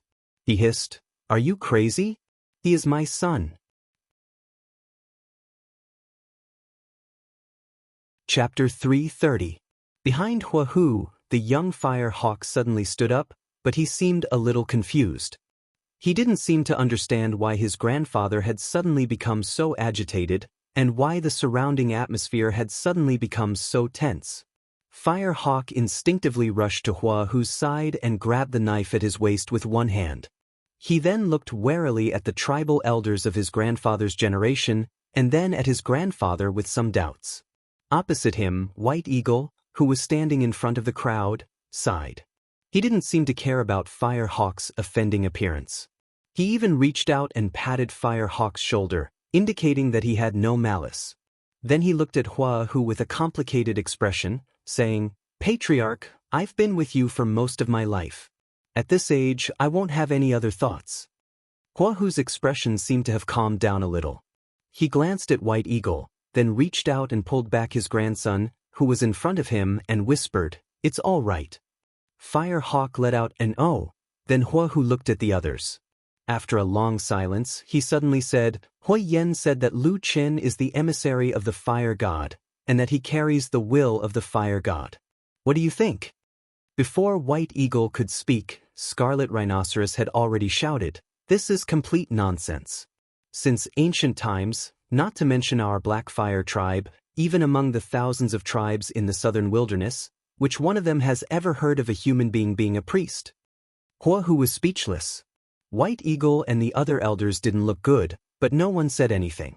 Scarlet Rhino's words were indeed very reasonable, and the facts of the past were indeed so. But at this moment, the people present, intentionally or unintentionally, had all avoided another equally irrefutable fact, and that was that Lu Qin possessed the power of black fire that couldn't be clearer. In any case, he wasn't a barbarian, nor a member of the Black Fire tribe. He didn't have the bloodline of the Black Fire, so there must be something wrong with him. Everything was fake. Even if he had the Black Fire, it must be a trick. Hua Hu's face was wooden. After a moment, he whispered, "Then Hui Yen." White Eagle immediately said, "That human race priest's methods are crafty. Perhaps he secretly used some method to confuse nephew Hui Yan's mind." Before Fire Tiger could say anything, Fire Hawk, who was standing behind him, suddenly became excited. He nodded repeatedly and said, "That's right, that's right. I also feel that Father has been acting a little strange recently. He's been hanging out with that human all day long." "Shut up!" Hua Hu suddenly shouted angrily, interrupting his grandson's words. However, White Eagle, Scarlet Rhino, and the others had already nodded and followed Fire Hawk's words. At the same time, they advised Fire Tiger, "Patriarch, even little Fire Hawk thinks so." This is an extremely critical moment. For the future of our Black Fire tribe, you must make a prompt decision. Fire Tiger's complexion was ashen. It seemed as if he had suddenly aged a lot at this moment. He looked at the old people in front of him, then turned his head to look at his grandson, Fire Eagle, who still had a face full of anger. His mouth opened a few times, but no words came out. In the end, he slowly sat back down. "I'm already old. I don't know how many more years I can live." Fire Tiger's voice sounded particularly hoarse and low, as if he was making a final struggle. He said in a low voice, "Originally, I could not be more at ease with Hui Yen inheriting the position. But if something happens to me in the future, this is a major matter for the tribe." Everyone looked at each other, not daring to say anything for a moment. Only White Eagle's expression remained the same. He walked to Fire Tiger's side and said, "Patriarch, don't worry. If nephew Hui Yen is fine, we naturally won't do anything to him. But if he's been bewitched too deeply by that human shaman and is unable to free himself, for the future of our tribe, there's nothing we can do." Hearing this, Fire Hawk, who was standing to the side, suddenly trembled. It was as if he had only just understood something. Immediately, his entire face turned pale, and he looked completely devoid of blood. Even his body began to tremble slightly. White Eagle glanced at this young boy and saw the shock, panic, and fear on his face. He frowned slightly, and a trace of disdain flashed in the depths of his eyes. Then, he looked at Fire Tiger and said in a low voice, "Moreover, don't you still have Fire Hawk? He's your grandson, and your blood runs through his veins. As long as you focus on nurturing him, us old fellows will definitely support him with all our strength. In a few years, I think Fire Hawk will definitely become a qualified patriarch." When he said the last two words, White Eagle turned to Fire Hawk and deliberately emphasized his words. Fire Hawk was dumbfounded, but gradually he seemed to understand something. The emotions in his eyes suddenly became blazing, and even the fear and panic he had just felt were replaced by this new surge of excitement. He was so excited that even his breathing became heavy. But after a moment he suddenly sensed something. He turned his head and saw that his grandfather, Fire Tiger, was staring at him. Fire Hawk's heart turned cold, and he subconsciously lowered his head. Fire Tiger stared at his grandson for a long time, and finally let out a long sigh and slowly shook his head. Before Yi became the mysterious and terrifying black-robed priest's maid, she had always been terrified when she arrived in front of the dark stone house. The advice of her clansmen had given her a tragic feeling, and she felt that she would soon die in that stone house. Perhaps she would even be tortured, but if it was for the sake of so many clansmen, perhaps everything would be worth it.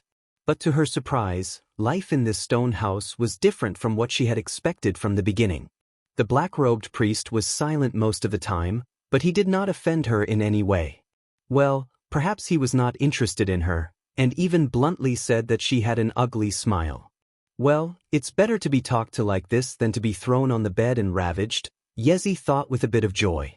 In these days, the priest named Lu Chen ordered her to do things very naturally. All kinds of chores, including going out to call for her clansmen, were handed over to her. This also brought about another effect, and that was, the captured Divine-Wood clansmen now generally believed that the black-robed priest had slept with Yi, and that was why they believed her.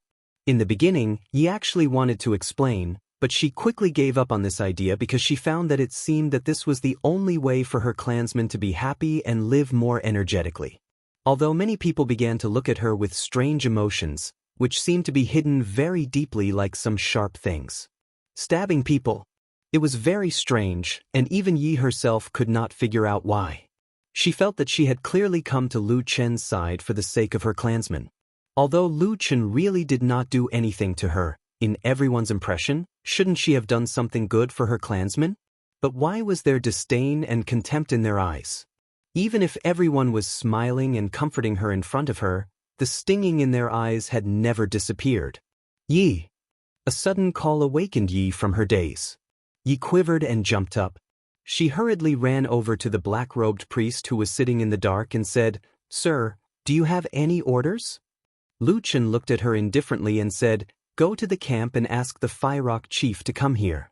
Yi replied with an "oh," and agreed. Nowadays, Lu Chen had gotten used to ordering her to do these kinds of errands. She, who walked around the camp all day, seemed to have gained the approval of most of the Blackfire clansmen. She turned and walked out. But when she passed by the door, the giant wolf that was lying there like a guard dog suddenly roared at her and bared its teeth fiercely. Yi was so scared that she screamed and took 2 steps back. Seeing that it had scared Leaves, the black wolf Atu barked twice proudly and lay back down, as if nothing had happened. Yezi cursed the abominable big black wolf countless times in her heart, but on the surface, she could only avoid it awkwardly and even fearfully. In this dim stone house, it seemed that the black-robed priest was actually a decent person, but the beast was particularly abominable, scaring people all day long. A few nights ago, it even lay beside her in the middle of the night and suddenly roared, almost scaring Yezi out of her wits. She did not sleep well for several days. But after that incident, it seemed that the black-robed priest could not stand it anymore. He grabbed the giant wolf named Atsu and scolded it. He seemed to have kicked the giant wolf a few times. Only then did Atsu become more well-behaved, and Yi was gradually able to sleep peacefully. Unexpectedly, this stupid dog seemed to have a problem again today. While thinking, Yi had already walked out of the house and walked forward quickly. Now she was very familiar with the situation in the Blackfire camp.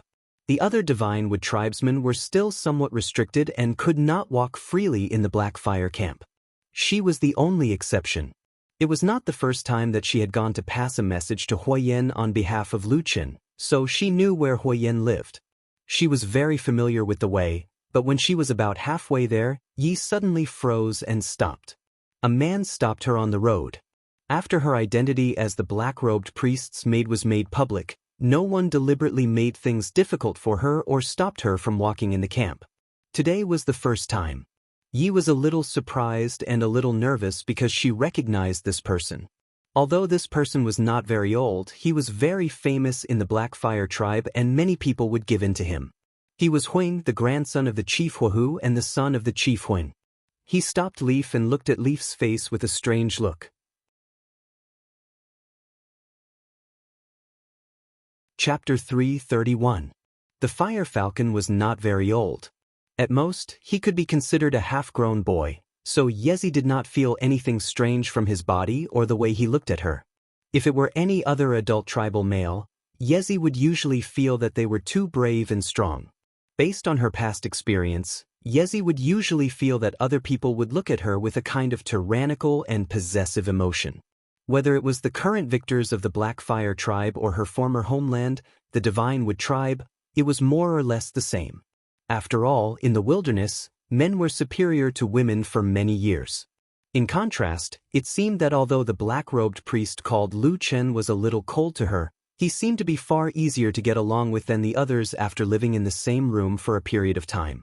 At least during these days, apart from the occasional harassment from the fat, big, stupid dog, Yezi suddenly found that the fear she should have had seemed to have faded a lot. Instead, her mood gradually became more relaxed. Eat well and sleep well? This feeling shocked Yezi. For a moment, she was in a trance, and an unusually complicated feeling flashed through her heart. Opposite her, the Fire Falcon was also startled. He originally thought that if he suddenly jumped out to stop this maidservant called Yezi, she would probably be surprised or scream. Who knew that there would be no surprise, and instead, he found that she was just standing there in a daze. This woman can't be stupid, right? The Fire Falcon thought to himself. After thinking about it, it was indeed very likely. If there were no flaws, the Divinewood tribe probably would not have pushed her out. Hey! After thinking about this, the Fire Falcon suddenly felt a little depressed. He could not be bothered to talk nonsense with Yezi anymore, and directly asked, "Where are you going?" After being shouted at by him, Yezi immediately woke up with a start. At the same time, a look of surprise appeared on her face. No matter what, the Fire Falcon's identity was not ordinary, and it was very likely that he would be the future chief of the Black Fire tribe. He could not allow a captive like her to be disrespectful. Therefore, Yezi quickly lowered her head and said carefully, "I'm going to find the chief of the Firerock tribe." "Find my father?" The Fire Hawk frowned, then seemed to have thought of something, and his expression became somewhat ugly. He coldly snorted and said, "Did Lu Chen order you to find my father? What does he want?" Yi was startled for a moment and faintly felt that something was wrong. He secretly glanced at the Firehawk and said, "Young master, Lord Priest ordered me to invite the Firerock leader to the stone house to discuss some matters. He didn't tell me anything else." Fire Eagle thought for a moment and probably accepted Ye's explanation. After all, she was just an ordinary maid who had been captured. If there was really something important between her father, Hui Yen, and the black-robed priest, he would definitely not let her know. The Firehawk immediately nodded and said, "That's perfect. I just came from my father's place, so I don't have to make another trip. Go back and tell Lu Chen that my father and my grandfather are discussing an important matter in his residence, and it just so happens that I need to invite the priest over and ask for his opinion. Go back and ask him to come to my father's residence." Yi was stunned for a moment and said, "You want me to go and ask Lu Chen to come over for a discussion?" The Fire Hawk glared at her and said angrily, "What? Our Black Fire tribe's chief and chief are both here. Can't we invite him?" Whether or not they could invite the black-robed priest was naturally up to the person called Lu Chen to decide.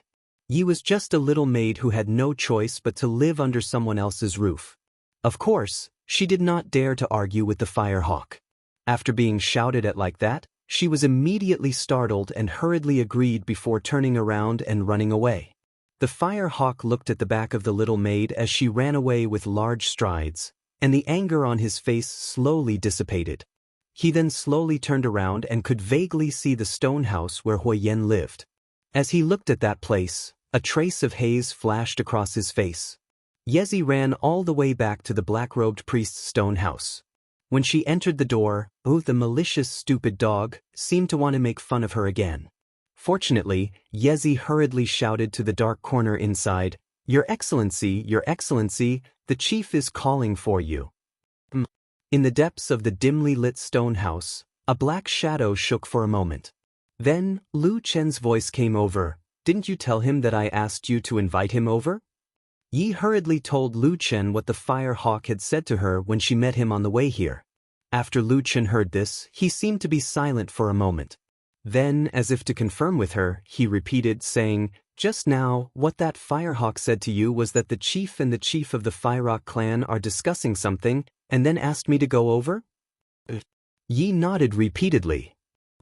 Lu Chen seemed to respond casually. Then, he quieted down and sat in the same place without any movement. Yi was a little stunned. At the same time, she thought to herself that this black-robed priest seemed to have an extraordinary position of power in the Black Fire tribe. Even when the chief and chief jointly invited him to a gathering, he dared to be so neglectful. Just as her thoughts were running wild, she suddenly felt a gust of wind in front of her. It turned out that a shadow slowly walked out from the depths of the stone house and walked towards the door. Yi breathed a sigh of relief in her heart. It seemed that this person was not too out of line, she thought. But at this moment, the giant black wolf Atsu that had shrunk back to the ground suddenly raised its head and stood up from the ground. It seemed to have sensed something. It stared at the approaching Lu Chen and suddenly growled in a low voice. The growl contained an indescribable fierceness. Yi was startled and could not help but take a few steps to the side. "You're crazy again?" Yi stared at the abominable big dog and shouted. She deliberately raised her voice so that the black-robed priest could hear her and scold the stupid dog like before. Because every time this happened, Atsu would behave for a while, and Yi could sleep peacefully for at least 2 days. Unexpectedly, after Lu Chen walked over, he did not have the slightest intention of scolding Atsu. Instead, he looked down at Atsu and reached out his hand to gently touch Atsu's head. Atsu bared its fangs and looked ferocious, as if it was about to eat someone. Yi clenched her fists nervously. She thought to herself, "If you have the guts, bite this priest to death and then eat him, I'll consider you a capable person. You want to go with me?" It was Lu Chen who asked Atsu in a low voice. Atsu wagged its tail and stood beside his feet. Lu Chen smiled, nodded, and walked out of the door. Yi was at a loss for a moment, unsure if she should follow. But before Lu Chen walked out, he suddenly turned back and said to her, "Go call the Black Fire Guards and ask them to go to the Firehawk leader's side." Yi was stunned for a moment, then nodded and said, "Okay, I'll ask the group outside to go." There were a total of 20 Black Fire Guards trained by Lu Chen. These days, they were divided into 4 shifts and took turns to guard outside the house. There were 3 shifts a day, and each shift was 4 hours long. At the moment, there were 5 people guarding outside the house, so Yi asked this question. Unexpectedly, after a moment of silence, Lu Chen shook his head and said, "No, call all of them." Ye's body trembled slightly, and a look of shock appeared on her face. Lu Chen looked at her calmly and did not speak.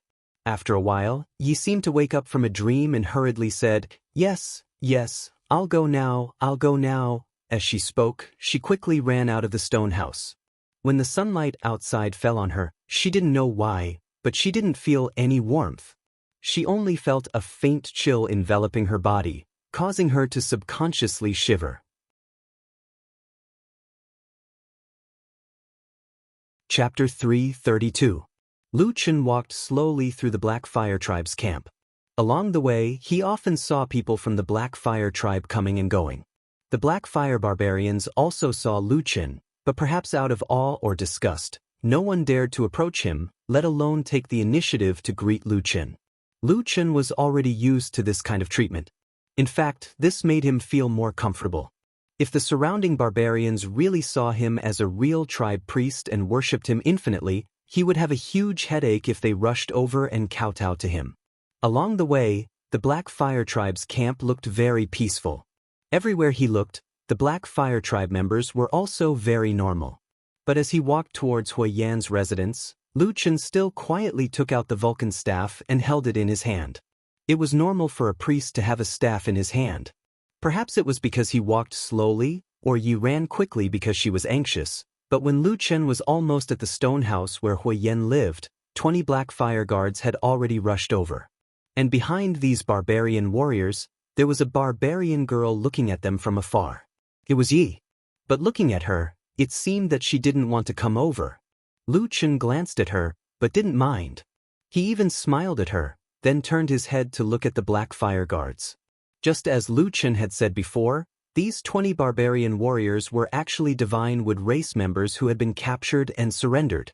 They had been selected by Lu Qin, and after casting black flame runes on them, he had ordered people to prepare special clothes for them. Now, they could be considered as a small army that only obeyed his orders. Even Lu Qin directly told these black fire runes that could kill people. In short, they could either work for him or die.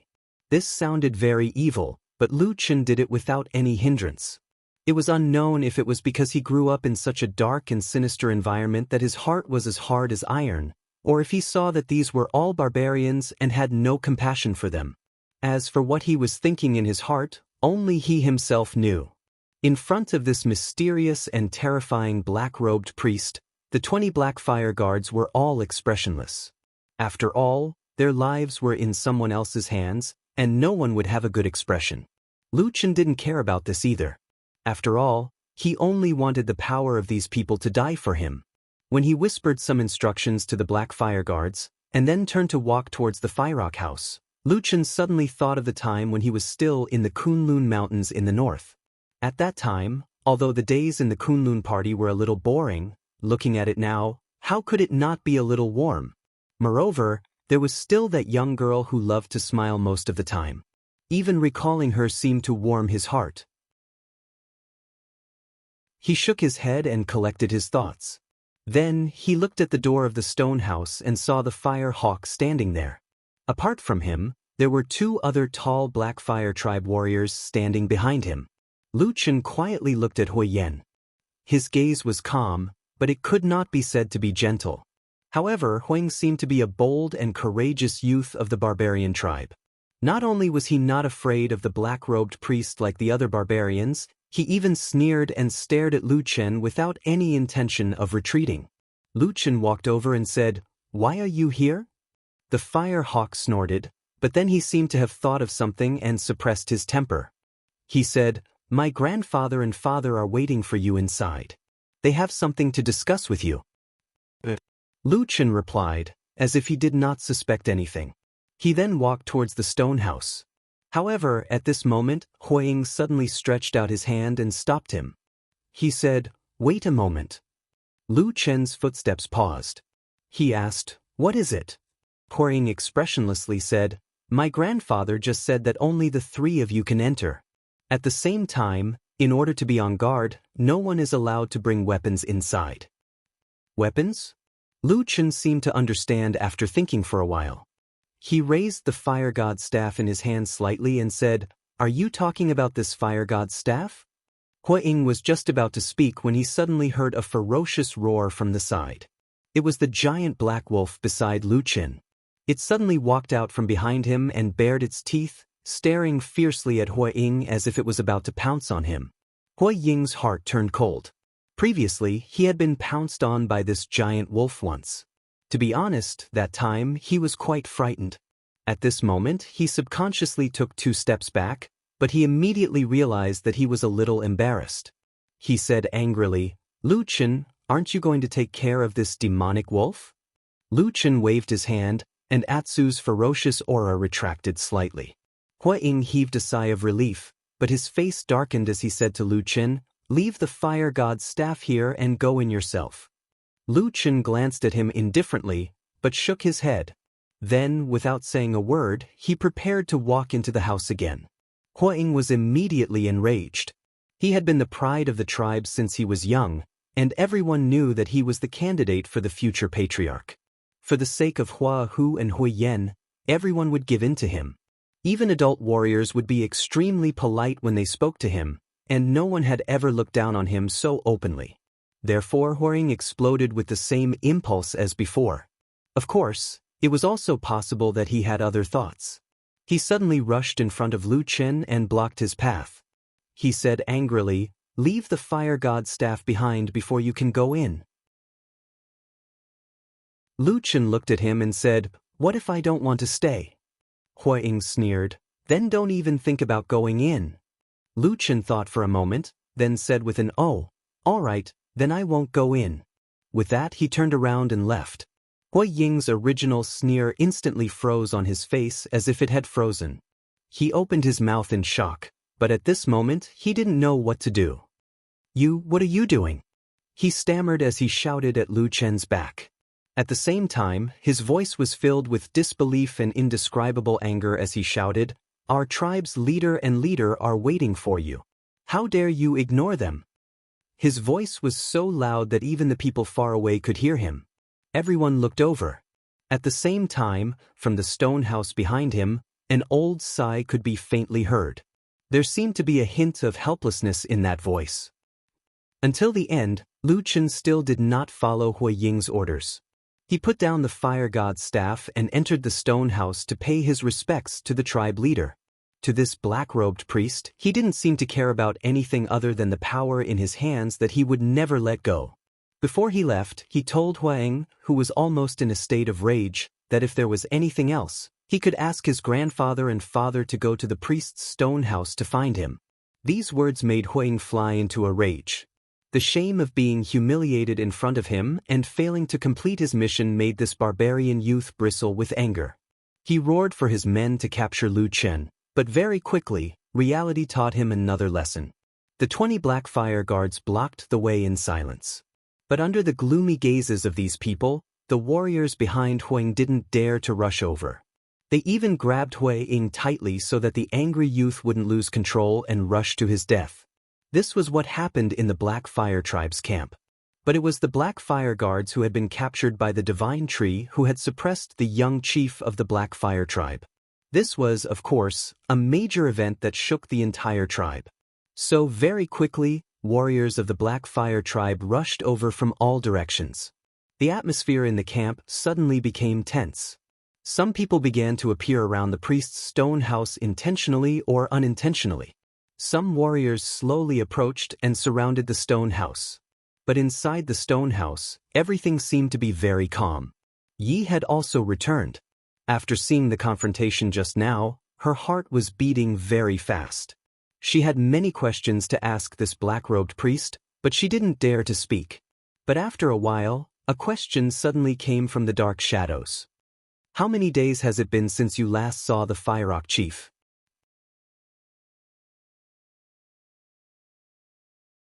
Chapter 333. Fire Rock Chief. Yi was startled for a moment. After thinking carefully for a while, a trace of doubt flashed across his face. I didn't pay much attention." Lu Chen said, "Don't you usually walk around the camp doing things? Could it be that you haven't seen him even once in so many days?" Yi frowned again and said thoughtfully, Now that you mention it, it seems that I really haven't seen the Fire Rock Chief for a few days." Lu Chen lowered his head in thought. After a moment, he said to himself, "Is there really such a coincidence? We're going to battle in 2 days?" Yi didn't hear clearly and asked, "Sir, what did you say?" Lu Chen was silent and no longer spoke. He just sat in the dim shadows of the house, as if he had merged with the surrounding darkness. Fire Falcon, who had been humiliated and belittled by Lu Chen in public during the day, did not rush over to fight Lu Chen as he had said when he flew into a rage. It was unknown whether his anger had subsided or he had been dissuaded. But for Fire Falcon, who had always been proud and arrogant, this should be a great humiliation. Before the sky turned dark, Lu Chen summoned the 20 Black Fire Guards. In the end, as usual, only 5 of them were left on duty, while the other 15 were dismissed to rest. But before they left, Lu Chen called them to the dark stone house and spoke for a while. Outsiders couldn't hear or see what the black-robed priest had said to these people, but when the Black Fire Guards left the stone house, they found that their expressions were slightly solemn.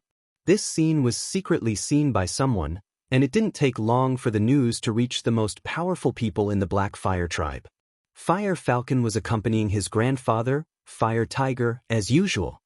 He sent all the Black Fire Guards back? After listening, Fire Falcon was the first to ask, and even his voice rose a few octaves. The one who spoke in front of him was Qi Shi. The one who had been sent to secretly monitor the situation in the black-robed priest's stone house was his subordinate. In the Black Fire Tribe, the strongest and bravest barbarian warriors were naturally the group that had gone to the Sacred Wood Tribe last time. But these Black Fire warriors mostly trusted Fire Rock, and secondly, they already had the Black Fire runes cast by Lu Chen on them. They were warriors with demonic abilities, so it was hard to guarantee which side they would side with. So in this situation, The few senior elders of the Black Fire tribe played a big role. They all had subordinates, and although they couldn't compare to the most valiant warriors, they were still a force not to be underestimated. At this moment, Scarlet Rhino smiled at the Fire Hawk and said, "Indeed. It seems that Lu Chen only came to show off his might during the day." When he went back, he saw that no one dared to provoke him. Fire Falcon fiercely gritted his teeth and said in a low voice, "This person insulted me during the day. I won't rest until he's dead." Chi-Shi smiled but didn't say anything. White Eagle walked to Fire Tiger, who was resting with his eyes closed, and said, "Patriarch, it's time to make a decision." Fire Tiger slowly opened his eyes and looked at White Eagle. White Eagle said, "It's best to end this quickly. That Lu Chen is the tribe's priest. Although he can't completely convince everyone, it's not appropriate to kill him in public. It's best to take advantage of the dead of the night to catch this person and his henchmen in one fell swoop. If it's the Sacred Wood tribe's survivors, then our Black Fire tribe will have a bright future. At that time, even if it's daybreak and the other tribesmen find out, with you there to hold the fort, and a few more crimes will be thrown on his head. Naturally, everything will be peaceful." Fire Tiger was silent for a long time. He didn't agree, but he didn't refuse either. When everyone's gazes gathered on him, this old patriarch slowly stood up and walked towards a wall on the other side of the room without saying a word. When he walked to the side of the wall, he reached out and touched an inconspicuous place on the cabinet. There was a rumbling sound, and a secret door opened. Then, Fire Tiger walked in alone, and a moment later, the secret door closed again. There was silence in the room. Everyone looked at each other. Chi-Shi was the most impatient and asked White Eagle, "Patriarch, what's wrong with him? He won't be getting cold feet, right?" White Eagle pondered for a moment, then shook his head and said, "He won't, don't worry." After Fire Tiger walked into the secret room, his eyes swept around. He saw that the room was dim, and there was no furniture, only a sturdy stone chair connected to the ground in the middle of the secret room in front of him. A burly man was tied to the chair. With the dim light, it could be seen that the man was Hui Yen. This burly and strong barbarian leader was tightly tied to the stone chair with ropes. Apart from his head, his body couldn't move at all. There were many wounds and bloodstains on his head and face. It was obvious that he had experienced a fierce battle before he was tied to this place. At this moment, perhaps because he heard the footsteps, Hui Yen, who had his head lowered, looked up. In the dim secret room, the father and son looked at each other silently. But in their eyes, there seemed to be faint sparks flashing. After an unknown amount of time, Fire Tiger shook his head and slowly walked to Hui Yan's side. Then he calmly sat on the ground next to him. A shadow enveloped the father and son, and the sky outside looked like it was about to turn dark. "Father, must you do this?" Hui Yan's voice sounded in the secret room. It was low and slightly suppressed, and there was a faint trace of exhaustion in his voice. Fire Tiger's expression was indifferent. After a moment, he said, "You forced me to do this." Hui Yan sneered, but didn't say anything. Fire Tiger waited for a moment, then continued, "I know you hate me in your heart, but have you ever thought about it? I raised you from a young age and nurtured you bit by bit. Everyone in the tribe knows that after I die, the position of tribe leader will be passed on to you. I've already done this much, what else do you want me to do?" Hui Yan said, "I don't want you to do anything as long as you watch from the side, father. Everything I do is for the Black Fire tribe. I will make the Black Fire tribe strong again and restore the glory of our ancestors. You will make the Black Fire tribe fall into eternal damnation."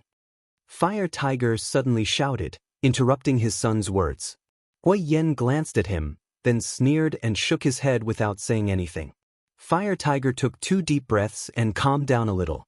Then he said, "That man called Lu Chen of the human race is definitely not an emissary of the fire god. He is a demon, a spy sent by the human race. You have been completely deceived by him." Hui Yan lightly said, "He has the power of the black fire in his body." Fire Tiger shook his head. "That is just him pretending to be mysterious. The fire god will never pass his power to anyone outside of our Black Fire tribe." Hui Yen stared at his father for a long time, then suddenly sighed and turned his head away, no longer saying anything. Fire Tiger didn't seem to care about his son's actions. He only looked at him calmly and said, "Son, I will give you one last chance. As long as you come with us tonight to capture that Lu Chen and then kill that monster with your own hands in front of everyone, then the past will be written off. Everything will be the same as before, you will still be the same, and the position of tribe leader will still be yours." Hui Yan's expression twisted for a moment, as if he was struggling in his heart. But very quickly, his expression slowly became firm, and he heavily shook his head. Fire Tiger stood up and stared at his most outstanding son, whom he had high hopes for many years. His eyes were filled with disappointment, and he said in a low voice, "Why are you so stubborn? What kind of sorcery did that Lu Chen cast on you to make you become like this?" Hui Yen was silent for a moment, then said, "Father, the ones in the wrong are you all, not me." Fire Tiger stared at him for a long time, then finally let out a long sigh, as if he had finally given up. He turned around and slowly walked towards the door of the secret room. Just as he reached out to open the door, his body paused for a moment, but he didn't turn around. Instead, as if he was giving his final instructions, he lightly said, "You will spend your last night here. But don't worry, I will properly train Fire Eagle. In the future, he will definitely become an even more outstanding tribe leader than you." As he finished speaking, he walked out. The secret door to the secret room closed behind him. Instantly, darkness rushed in from all directions, enveloping Hui Yen in a black shadow. Hui Yen looked up in the darkness, only to see that the sky outside the crack had finally turned completely dark. The corner of his mouth slowly revealed a cold smile, with a hint of mockery and disappointment. Night had come.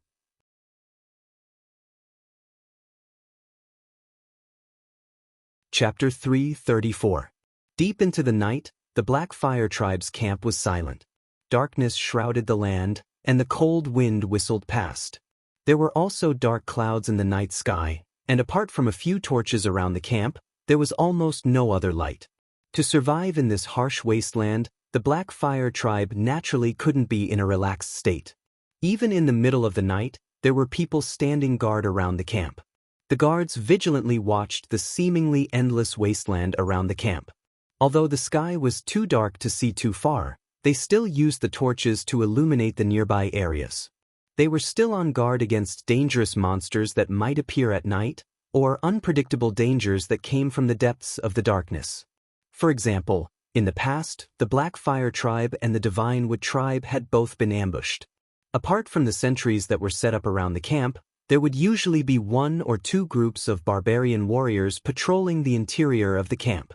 However, in this dark and windy night, there were no changes to the sentries around the camp.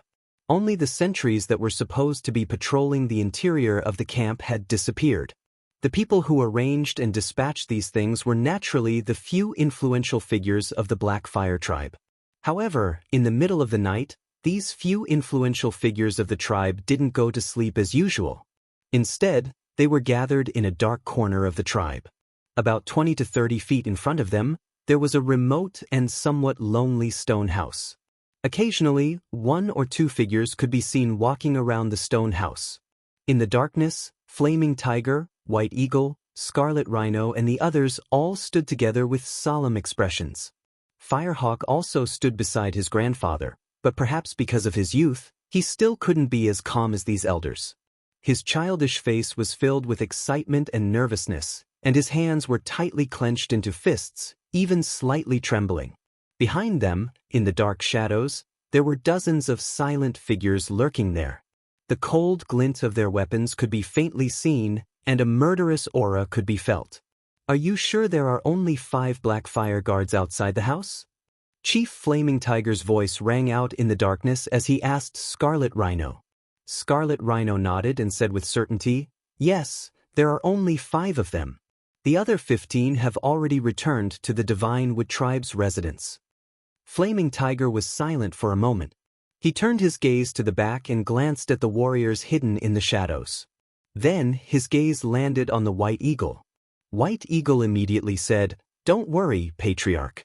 These warriors are the younger generation of us old men. Although they may not be as good as Iron Bear, Black Ox, and the others, they have no problem fighting. The most important thing is that they are obedient. Fire Tiger silently nodded his head. He coldly snorted and said, "If it weren't for the fact that Hui Yen brainwashed the young warriors of my clan, causing them to worship that human priest, I would have killed this scourge myself." Hearing this, White Eagle only smiled and said, "Patriarch, there's no need to worry. All the fault lies with that human, Lu Chen. As long as he's killed, you can make a public announcement, and those young warriors will naturally come to their senses." Flaming Tiger nodded. It seemed that he agreed with White Eagle's words. He then took a deep breath and said, "Then let's begin." White Eagle turned around and looked at Scarlet Rhino. They then nodded at the same time and suddenly waved their hands towards the darkness. A low but intimidating roar suddenly sounded. Dozens of figures stood up at the same time, their weapons flashing with cold light. Then, under the cover of the darkness, they began to rush towards the lonely stone house. The night wind whistled, seeming to bring with it a bone-chilling cold. When it blew against people's faces, they could not help but shiver. Flaming Tiger seemed to be a little uneasy. He turned to White Eagle and said, "I heard that those black fire guards have been enchanted by Lu Chen. They can enter the demonification state and their combat strength will soar several times. Can we defeat them?" White Eagle said seriously, "Patriarch, don't worry. I have already thought about this. Although the demonification state is very powerful, it is not a big deal. First, in order to enter the demonification state, the human priest must be the one to cast the spell. But now that it is late at night, that Lu Chen must be asleep. He might be sleeping with that maid called Yi in his arms right now." At this point, the old men beside him all revealed a somewhat sinister and wretched smile. Flaming Tiger also nodded. Only Fire Eagle was startled. He interrupted White Eagle and asked, "Grandpa White Eagle, that is just a woman that the Divine Wood race captured and gave to Lu Chen. How do you know her name?" The White Condor paused for a moment as he stared at the Fire Hawk's face. A light flashed in his eyes before he shook his head and smiled at the Fire Hawk. "Silly child, I've long hated that human. Since we're going to deal with him, we naturally have to figure out everything, don't you think?" Crimson Rhinoceros laughed and said, "Yes, that makes sense. But Brother White Eagle, you are very careful. I didn't think of this." "Ha." White Condor smiled and ignored them. He said to Fire Tiger, "Secondly, the number of black fire guards is still small. We can take advantage of the night to launch a surprise attack and kill fewer people. No matter what, we will still win. As long as we kill that Lu Chen, the situation will be settled." Fire Tiger nodded. It seemed that he agreed with White Eagle's words. White Eagle glanced at his expression and said, "Then let's go and take a look." Everyone looked towards the stone house. They saw that there was a sudden cry of alarm and fighting in the eyes of the Black Shadow. Then, a large number of figures twisted frantically.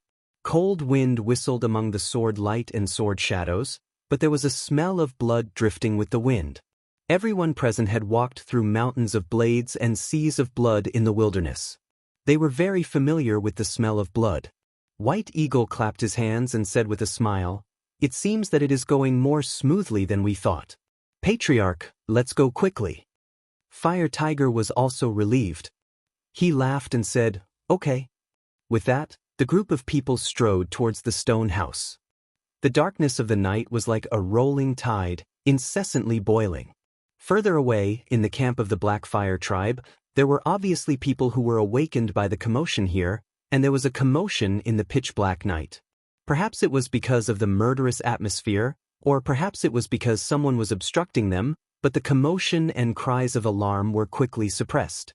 At most, there were only a few insensible cries of children that reverberated far away in the dark night with a hint of mournfulness. The crowd was still moving forward. Everyone looked very happy and excited. They were all looking forward to seeing a bloody feast. But halfway through, someone frowned, feeling that something was wrong. That was because the sounds of fighting still hadn't stopped even now.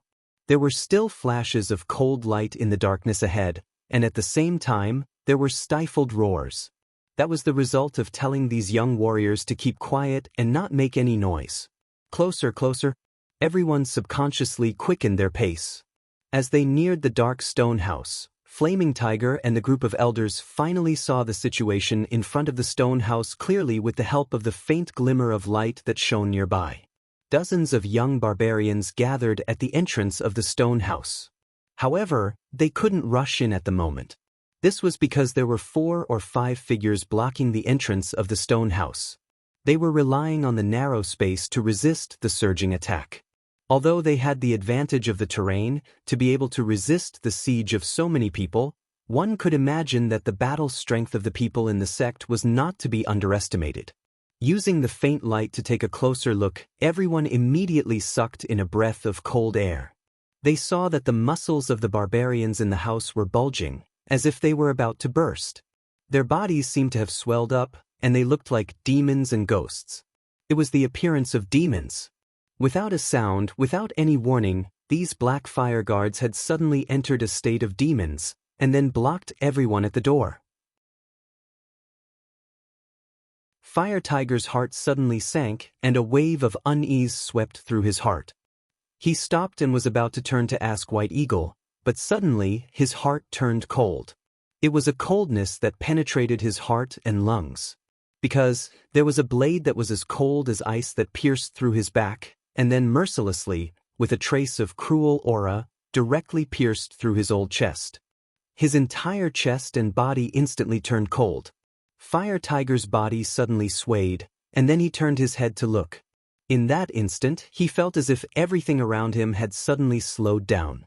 Qi Shi and the other elders were still nervously looking in the direction of the stone house. Only his grandson, Fire Eagle, who was standing close to him, seemed to sense something and turned his head to look. At the same time, a trace of fear appeared on his face. Another figure silently appeared behind him, moved his hand away from the hilt of the blade, and then smiled at him slightly apologetically. The night wind whistled past, and the white hair on that person's head became somewhat messy. Behind him, a black shadow was silently stepping out of the darkness. It was such a familiar, abnormally tall figure. It was as if the sky was filled with darkness, and this old barbarian was drowning in it.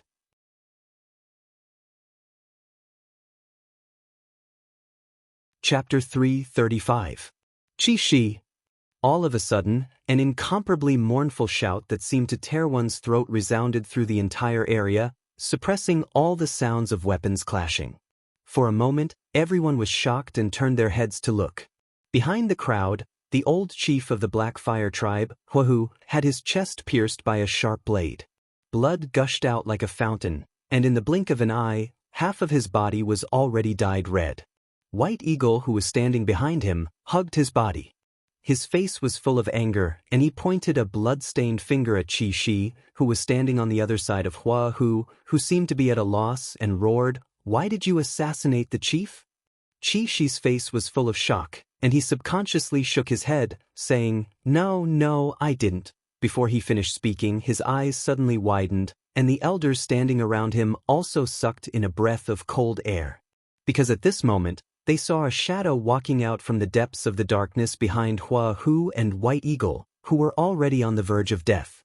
That tall and burly figure slowly walked over. Someone lit a torch, illuminating his face. It was Huyen. There were still wounds on his face and bloodstains all over his body.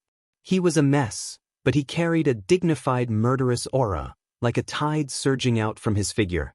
And behind Huyen, more black shadows slowly walked out. They were all expressionless barbarian warriors, and walking at the very front were Tai Xiong, He Niu, and the others. They were far more mature and powerful than the youths fighting in front of them, and even their gazes seemed colder. Silently, the group of people who had walked out from the darkness had already surrounded everyone here. It was unknown when it started, but suddenly, everything quieted down. There was no longer anyone fighting and no one shouting. Everyone looked around blankly, and then there was the sound of heavy and nervous breathing. "Qi Shi, the chief has always treated you like a brother for so many years. How could you collude with others and kill him so cruelly? White Eagle was full of grief and indignation, roaring at Chi-Chi. At the same time, his tiger eyes were filled with tears, and his emotions were extremely agitated. Chi-Chi's face flushed red and he roared, "It wasn't me, don't slander me." As he spoke, he looked around and roared, "You all saw it just now, right? I've been standing here the whole time and didn't do anything. Quickly testify for me." The few tribal elders by the side were also in a state of shock, especially when they saw Huiyan leading a large group of warriors to surround them. They faintly sensed something, and quite a few of them turned as pale as paper. Their bodies were also faintly trembling, and for a moment, no one went to answer Chi-Chi's question. However, at this moment, a voice suddenly sounded out from beside the White Eagle. It was the Fire Eagle who had been standing beside the Fire Tiger and seemed to be in a daze. The Fire Eagle suddenly said, "No, he didn't kill him. I saw it, it was you." He raised his hand, and there was a flame of anger in his eyes. His young face seemed to be slightly distorted from the heat. Just as his finger was about to point at someone, his voice was suddenly cut off. His hand also seemed to have frozen in midair as if it had turned into stone. A dark and tall shadow appeared behind him, silent and austere, as if it had covered up all the warmth of the past. A thick and coarse palm landed on the back of the Fire Hawk's neck. It was like a lion on the wasteland, using its sharp teeth to bite its child's neck. It was a familiar hand in his memory. He had touched it many times over the years. When he was still a young child, these hands had once hugged him. Perhaps that warmth had long since faded, but at this moment, it seemed to surge into his heart again. However, at this moment, that hand no longer had the warmth it once had. It was as cold as a knife, and all the words in the Fire Eagle's mouth were frozen back into his throat. The Fire Eagle raised his head in confusion, and what he saw was the familiar face of his father, Huiyan, that fierce, cold, and scarred face with a trace of disappointment in his eyes. Huiyan quietly looked at his son. Not long ago, he had seen with his own eyes the two closest relatives in this world, in this tribe, work together to harm him. He did not do anything to the Fire Eagle, and only looked at him. After a while, he said softly, "You think you can be the chief with this appearance?" The Fire Eagle's body began to tremble uncontrollably, and his face turned pale without a trace of blood. At the same time, in a place further away, with so many warriors gathered here, the huge commotion could no longer be suppressed. Lights lit up in the Black Fire tribe, and an unknown number of people were gathering here. The commotion came wave after wave. However, at the very center of the crowd, Huiyan was still holding his son's neck, and it seemed that they were very close. He indifferently said to the Fire Eagle, "Say it again loudly. Who killed Grandpa?" The Fire Eagle's body trembled, and he looked around. He found that Chi-Chi and the other elders, as well as the young warriors of the tribe, were surrounded by the most powerful warriors of the Black Fire tribe. The murderous intent was so thick that it seemed like it was about to explode. The hand behind his neck seemed to tighten a little. The Fire Eagle's entire body trembled, and he suddenly let out a loud cry, as if he could no longer endure this terrifying pressure. He gasped for breath and cried, pointing at Chi-Chi and the others, and shouted, it's them, I saw it with my own eyes, it's them who killed Grandpa." Everyone in the Black Fire tribe was in an uproar. White Condor, who was originally a little nervous, let out a long sigh of relief. He silently took a few steps back and stood behind Huiyan's burly body. He looked as if he wanted to hide himself in the darkness. Huiyan expressionlessly looked at the group of people who were surrounded in the middle. At this moment, they had already become completely terrified and did not know what to do. Then, with the last shred of cold indifference, he waved his hand and slashed towards them. As the hand fell, a strange and distant voice suddenly rang out in the dark sky above the crowd. It sounded as if an ancient god was reciting an incantation from the vault of heaven. The power of darkness descended from the sky and turned into streaks of black light that sank into the bodies of the strongest and strongest barbarian warriors in the crowd. Roar! Waves of roars came from the mouths of many brute race warriors. They stepped forward, their clothes torn, and the muscles of their bodies twisted and bulged. It was as if there was an unimaginable and terrifying power flowing and exploding in their bodies, turning them from ordinary brute race warriors into violent killing machines. Demonization. The people looked up and saw that in the depths of the darkness, there seemed to be a black figure hidden in a place where the naked eye could not see, coldly watching the battle that had just taken place. The darkness was like a tide, crazily surging forward. Screams, shouts, and tragic howls instantly mixed together. In the darkness, blood suddenly splashed, like a rare blood-red acacia flower in the wilderness. There was not much suspense in the outcome of this battle. In fact, this could not even be considered a battle. In front of the powerful brute race warriors who had entered demonization, the young men who had obeyed the tribal elders had almost no ability to resist. What welcomed them was a massacre that cut off their lives. Yes, it was a complete massacre. Apart from White Eagle, the other 5 tribal elders and all the young men who had participated in this matter, who were actually the family members of the 5 elders, were all killed on the spot. That night, blood splattered all over the Black Fire Tribe's camp. Some special people who were watching from afar were frightened, and at the same time, they were reminded of the night that their tribe was destroyed not long ago. It was actually so similar. After 1,000 years of dormancy, the Black Fire Tribe had suddenly become incomprehensible to everyone. Not only were they cruel and merciless to their enemies, but they were also incomparably bloodthirsty to their own people. That night, the Black Fire Tribe underwent a shocking change. The Red Rhino Tribe and the other 5 elders of the tribe led a rebellion, plotting to seize the position of the tribe leader, and plotting to kill the tribe leader, Huahu.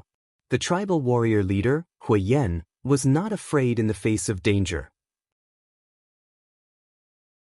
He led the warriors loyal to the tribe to resist bravely, and turned the tide. Finally, the crisis was reversed, and all the traitors were killed. Then, under the agitation of the crowd, many Black Fire Tribe warriors captured the remaining members of the 5th Elder's family and slaughtered them all. At dawn, Huayan stopped the crowd and cried in front of his father's corpse.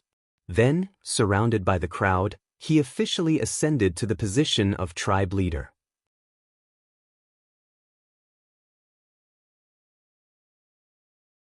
Chapter 336. After the hubbub, the entire Black Fire Tribe welcomed another dynasty-changing ceremony in great shock.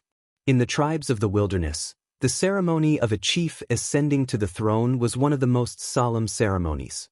But on this day, the new chief, Huayan, who had just lost his father, Huahu, ordered that the ceremony be carried out in the simplest way. He said that it was not suitable for a grand ceremony. The tribe's camp was still bleeding, and those who had already died on the ground were people that everyone knew the day before. They were clansmen that they could greet when walking on the road. The air was filled with a solemn and austere atmosphere, and no one was in the mood to carry out the ceremony. Moreover, Huayan did not need this ceremony. This was never what he wanted. That day, when the cremation for his dead father was held, he stood by the fire and stared at the raging flames that engulfed his father's body. From beginning to end, he did not say a word. And standing beside Huayan, Huang, the barbarian youth who had inherited the bloodline of Huahu and Huayan, seemed to be unusually emotional. He cried loudly in front of the fire, his body trembling incessantly. In the end, he even knelt on the ground, desperately pounding the ground with his hands. His mouth was sobbing as if he wanted to say something, but he did not say it aloud. The man who stood beside him, as tall as a mountain, seemed to block out all the light, leaving only a dark shadow for him.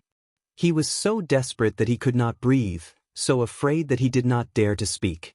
When the ceremony ended that day, when Huahu had already turned into ashes and his soul had returned to the arms of the gods, everyone had already dispersed. Only the father and son were left in front of the fire. Huayan turned his head to look at his son, his face indifferent. Deep in his eyes, a trace of pain flashed, but it was only a flash and no one would see it again. Then he turned and left, not saying another word to his son. When the tall figure had gone far away, Huang seemed to finally let out a sigh of relief, his whole body almost going limp on the ground. He stared blankly at the burnt-out fire, then stood up with difficulty, wanting to leave. But at this time, two figures suddenly walked over from the side. They were strong and fierce. They were Tai Xiong and He Nyo. The Fire Hawk was startled and raised his head to look at the two of them. Tai Xiong and the Black Bull looked at each other. There was a trace of embarrassment and pity in their eyes. However, most of the barbarian warriors in the wasteland wouldn't feel too conflicted. Therefore, Tai Xiong quickly said to the Fire Hawk, "Fire Hawk, the chief has asked us to escort you to a place. Protection." The Fire Falcon smiled bitterly and muttered, "Yes, protection.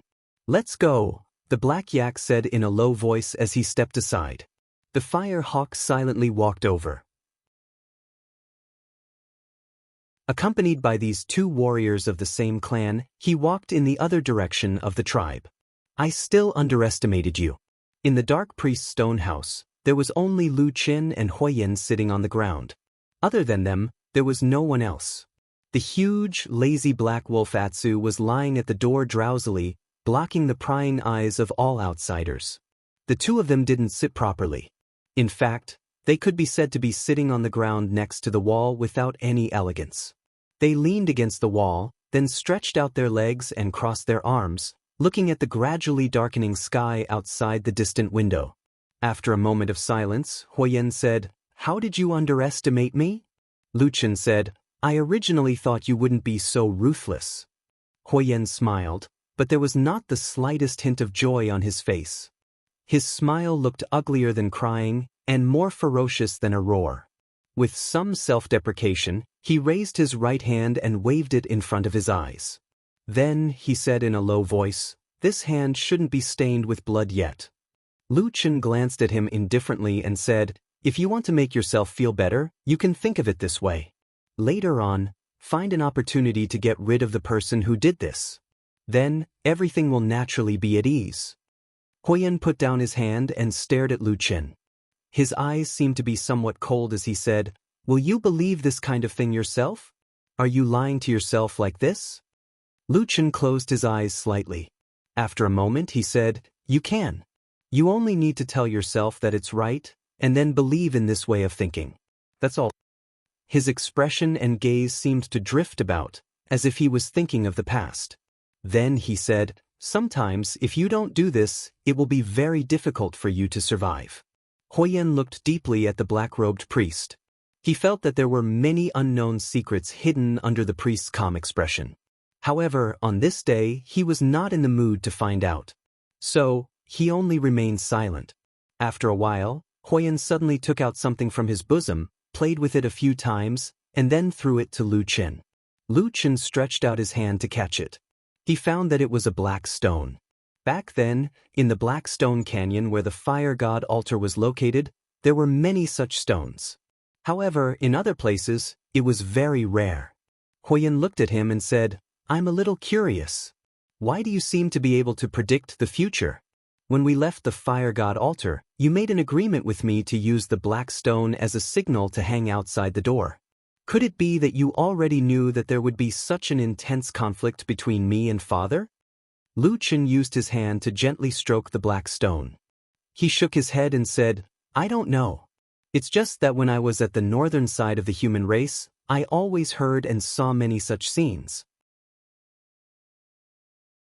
I thought that it's better to be prepared. It's better that it's useless. However, I didn't expect that you barbarians are the same as us humans. You also like internal strife." Huoyan sighed and didn't say anything. Lu Qin said, "Now, there's basically no one in the Black Fire tribe that can contend against you. The old fogies, both in the open and in the dark, have all been caught in one fell swoop. What do you plan to do next?" Huoyan snorted and said, "I've already come this far, what else can I do? You and I just need to continue." He looked up at the sky, a faint trace of excitement and hope appearing in the depths of his eyes. He said in a low voice, "This is all for the glory of the Fire God, to restore the supreme glory of our Black Fire tribe ancestors. One day, when I succeed, when I see our ancestors' spirits again, I can loudly boast about what I've done." Lu Qin stared at him. After a while, he nodded and said, "You're right. In any case, other than thinking like this, other than walking this path to the end, Wasn't there no other choice for the time being? Thunder Lizard, Ghost Fox, and Mountain Spirit Tribe. You can choose one of the remaining 3. Just as Hui Yen stood up and prepared to leave, Lu Chen also stood up and called out to him before asking this question. Hui Yen pondered for a while and said, "Let me go back and think about this carefully. The 3 tribes have their own advantages and disadvantages. I'll give you an answer tomorrow." Lu Chen nodded and said, "All right." Hui Yen asked again, "But is there a need to be in such a hurry?" Lu Chen said indifferently, "Perhaps not at first, but now that such a big event has happened in the Black Fire tribe, a new battle is enough to divert the attention of everyone in the tribe. It can also make them formally and completely acknowledge your position. You need a victory that exterminates the tribe." Lu Chen said very seriously to Hui Yen. Hui Yen was silent for a while, then nodded and said, "You're right." With that, he turned and walked towards the door. However, when he passed by Atsu, who was lying on the ground, he suddenly stopped and looked around. He said, "This stone house is dim and narrow. It doesn't suit your status." Lu Chen smiled and said, "You know I don't care about this." Hui Yen's expression was solemn. He said, "As long as we can eliminate the 4 tribes and unify the north, then go south to the wilderness and revive our Black Fire tribe, I will build you a shrine that has never existed in the wilderness. That is the glory you deserve." Lu Chen laughed and waved his hand. Then, Hui Yen also laughed. The 2 men smiled at each other, then turned and walked in different directions. In the sky outside the house, the darkness of the night once again descended upon this ill-fated tribe.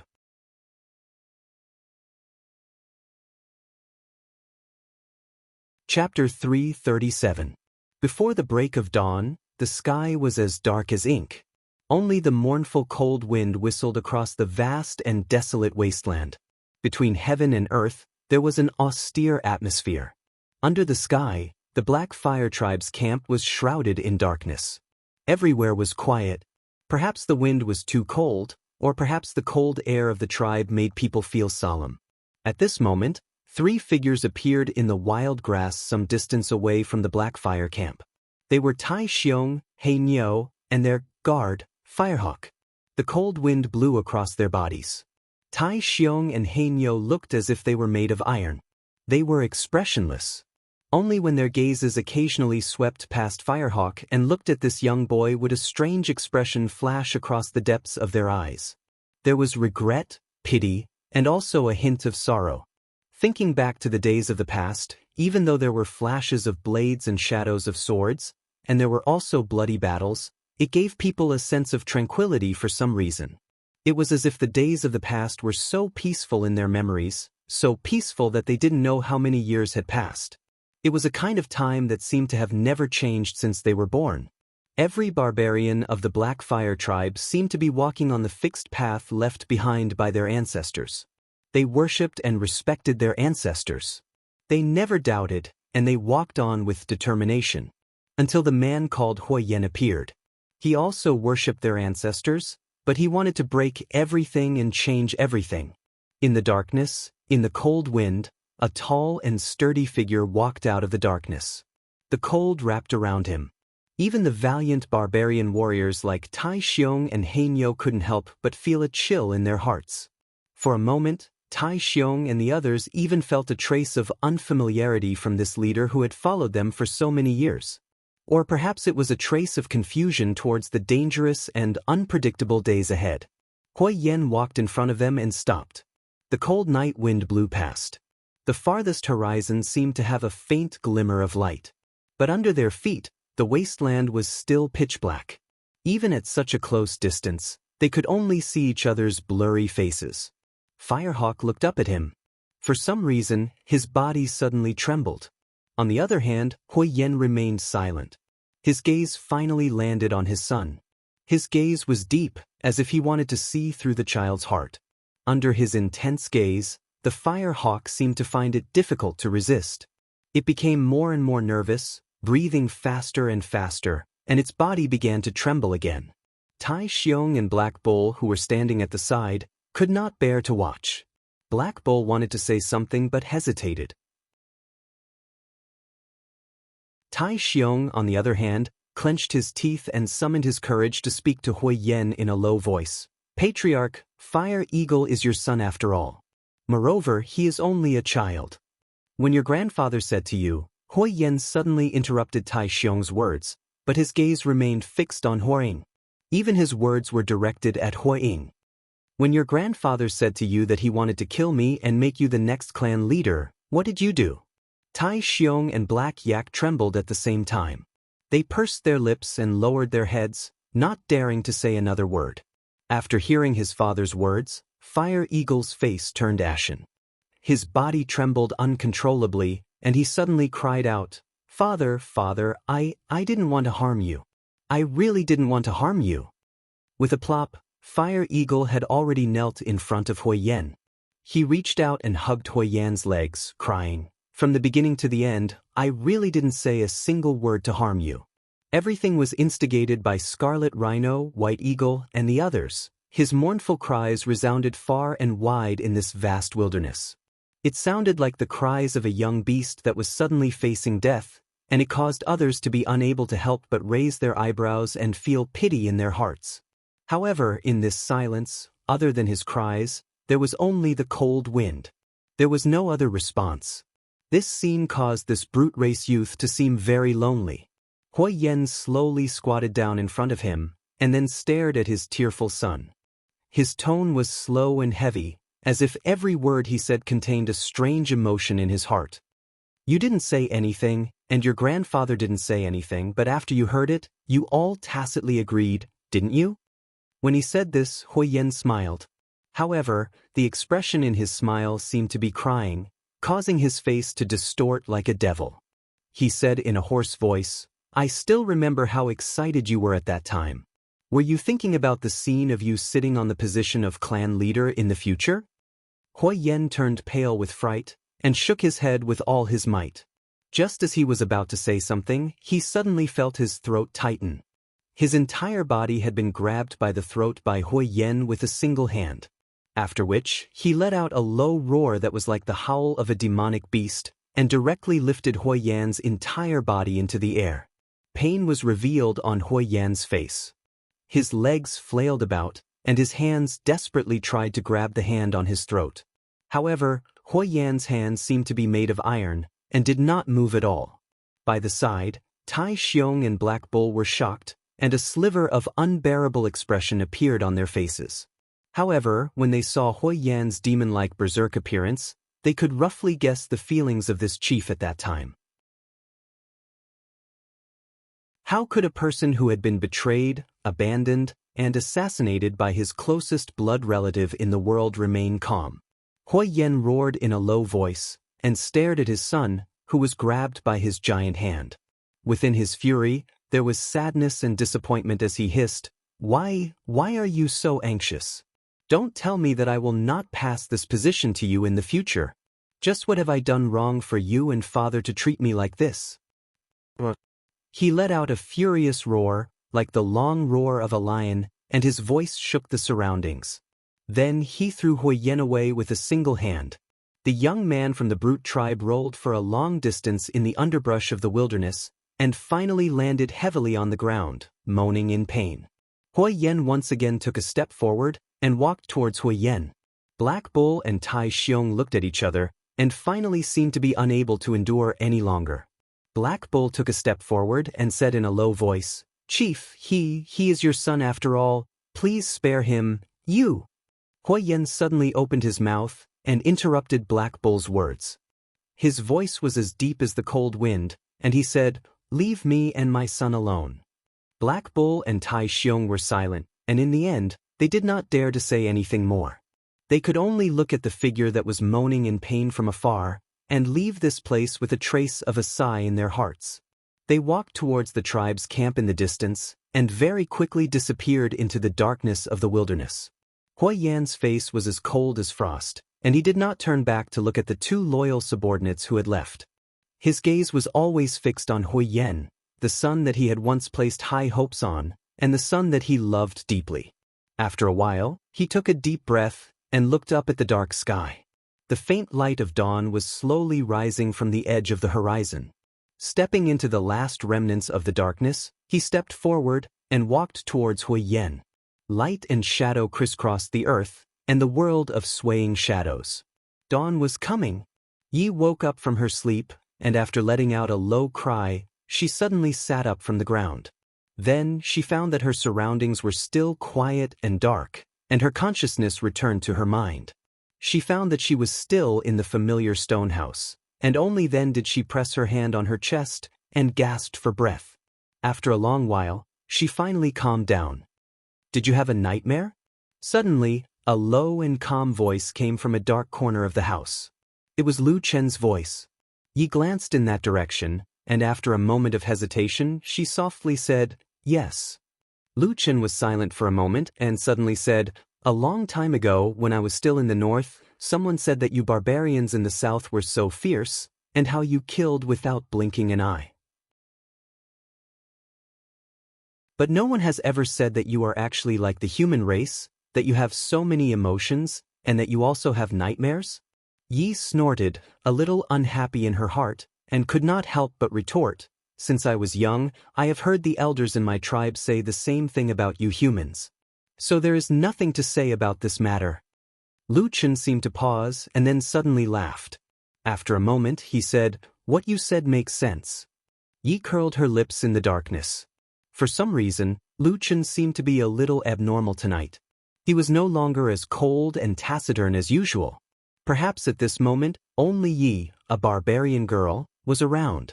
Or perhaps he was actually a little emotional, a little lonely, and occasionally in the dead of the night, he would also want to find someone to talk to. "What do you think Hui Yen will do to his son?" Lu Chen asked Yi. Yi was startled for a moment, and for a moment seemed to be shocked by this question. She only reacted after a while. Although she did not quite understand why this mysterious and terrifying black-robed priest would suddenly discuss this topic with her, Yi still tried hard to think, and then shook her head. "What can he do? That is his son. Besides, young Master Huang did not really do anything wrong. At most, he will be taught a lesson." "Is that what you think?" Lu Chen's voice sounded a little erratic. "Yes." Yi suddenly felt a little guilty. She glanced at the shadow sitting in the darkness and said, "Is it wrong?" Lu Chen was silent for a moment, and then said in a very flat tone, "I also don't know. Since I came to the southern wilderness, he is probably the only barbarian that I have not completely seen through. How far will he go?" "Actually, I am also a little curious," Lu Chen muttered in a low voice in the darkness. However, the last few words were spoken in such a low voice that only he could hear them. Yi tilted her ears, desperately trying to hear more, but to no avail. She suddenly became a little annoyed, but did not dare to get angry at Lu Chen. She could only grit her teeth and bitterly curse in her heart, "These people are not good people."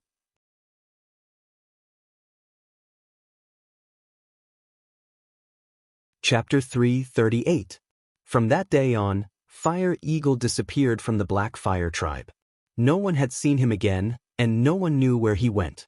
It was as if such a person had vanished into thin air, suddenly disappearing from the tribe. After Hui Yen ascended to the throne of the Black Fire tribe's chief, his usual imposing manner became more and more dignified. Even confidants like Iron Bear and Black Bull were somewhat silent in front of him, and no one in the tribe dared to mention Fire Eagle's name in front of him. That night, many people died in the tribe, and the original power structure was broken, especially the old generation of noble families. Except for the White Eagle tribe, almost all of them were uprooted. After that, Hui Yen quickly promoted and supported a few other up-and-coming clans.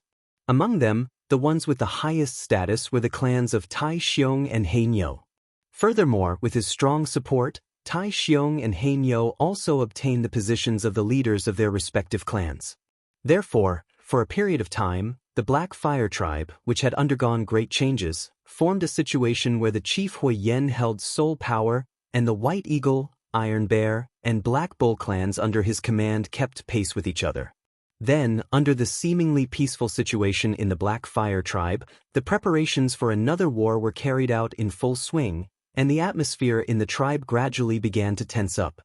In the northern border of the southern wilderness, there were 3 other tribes besides the Black Fire tribe. In the end, Hui Yen chose the Mountain Spirit tribe. Lu Chen had no objection to this choice. After Hui Yen came to tell him, he just nodded calmly in agreement, and did not even ask why Hui Yen made such a choice. In the following period of time, preparations for this new war were made, and the first thing to do was to clean up the spies around the Black Fire camp. These spies were all from the Thunder Lizard, Ghostly Fox, and Mountain Spirit tribes. In the past, there were actually spies like this, but not as many as there were now.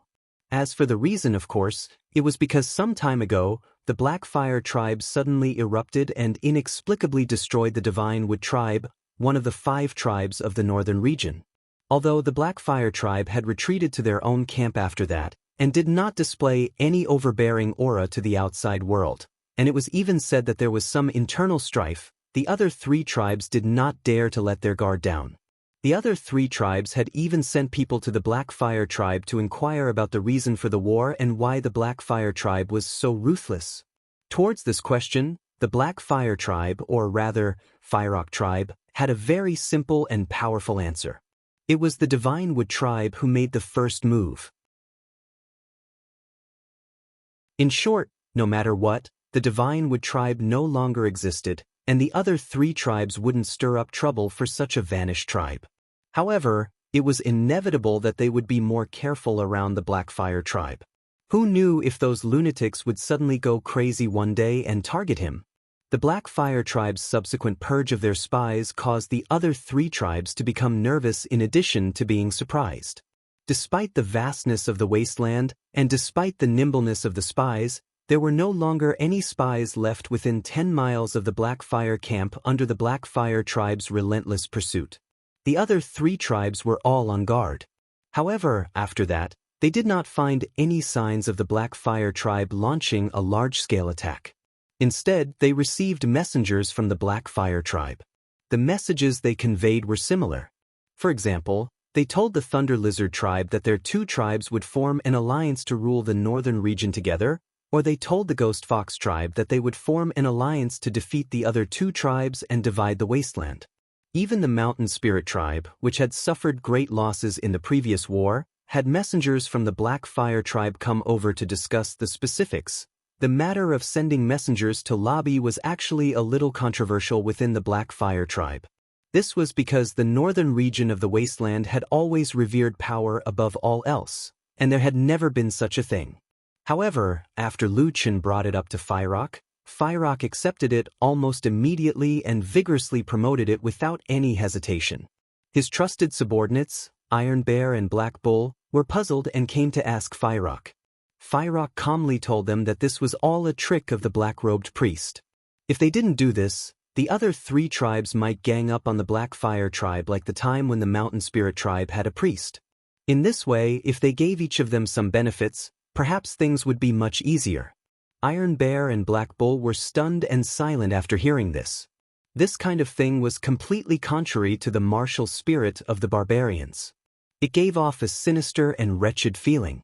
However, under the strong push of Lu Chen and Firerock, they could do nothing about it. Lu Chen's delaying tactic quickly produced results. The other 3 tribes, who were originally very nervous, relaxed. It wasn't that they had let down their guard against the Black Fire tribe, and no one was that stupid. The most important thing was that the Black Fire tribe had given them a way to negotiate. They all wanted to see what would happen if they continued to negotiate. If there was a way to negotiate, there seemed to be no need to immediately gang up on them. Moreover, the Black Fire tribe had been so polite and had promised them many benefits. Under such circumstances, this delaying tactic only created a peaceful atmosphere for a few days.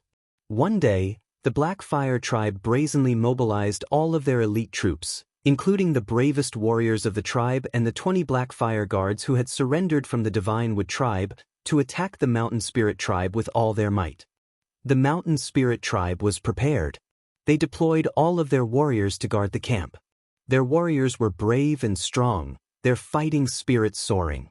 In order to protect the glory of their ancestors and the safety of their tribe, they did not hesitate to fight to the death. This was the inevitable reaction of every barbarian tribe with a long history. They firmly believed that their ancestors would protect them and defeat the evil Black Fire tribe. When the other two tribes heard this news and learned that the Black Fire tribe had given up on the sneak attack, of course, it would have been impossible to sneak attack the Mountain Spirit tribe with such tight security, and instead openly attacked in broad daylight, they could not help but be surprised and secretly delighted.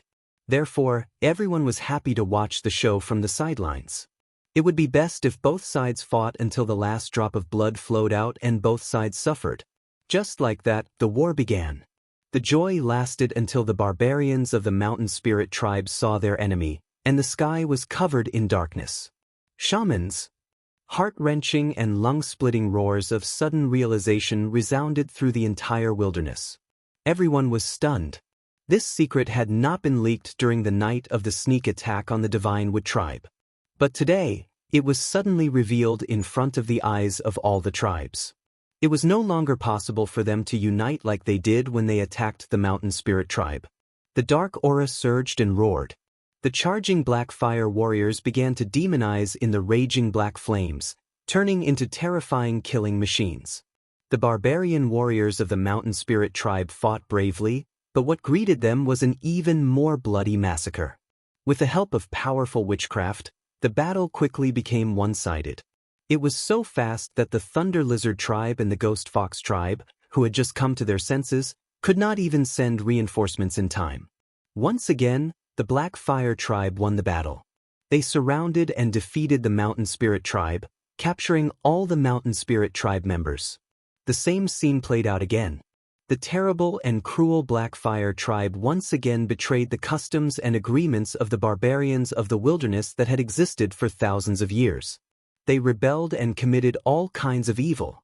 They destroyed other people's ancestors and beliefs, robbed everything they needed, and then left behind ruins. When the Thunder Lizard tribe and the Ghost Fox tribe arrived, they only saw a scene of desolation and chaos. There was a lot of blood and corpses on the ground, but no one was alive. They had all been taken away. And now, in the northern region of the wasteland, there were only 3 tribes left. An ice-cold, invisible darkness was rapidly spreading across this vast land.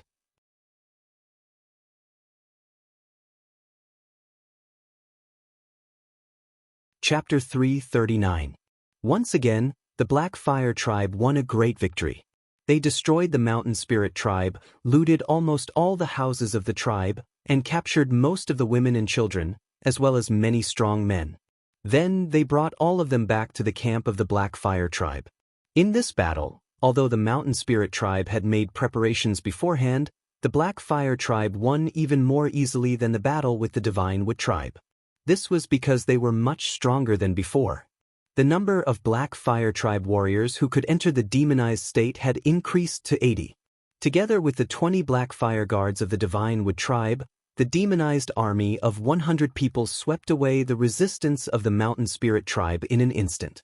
Because the Thunder Lizard tribe and the Ghostly Fox tribe were still lurking nearby, Hui Yen and Lu Chen did not carry out the so-called surrender in the camp of the Mountain Spirit tribe. They brought all the captives back, but they could not escape the same fate. In the camp of the Black Fire tribe, the same thing happened again.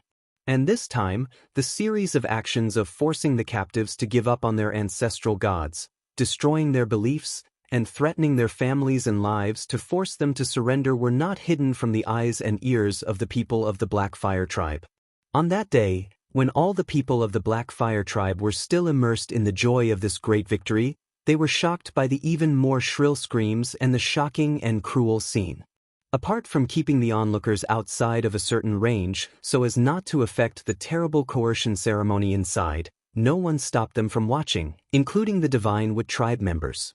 After the Black Fire guards participated in this great battle and obtained military merits, the Black Fire tribe had already given up on monitoring the original group of Divine Wood tribe captives, and no longer had any overt restrictions on them. It seemed that they were gradually fulfilling the promise of the black-robed priest to make them part of the Black Fire tribe. In fact, most of the people from the Divine Wood clan were calmer than the people from the Black Fire clan. Perhaps it was because they had experienced this once before.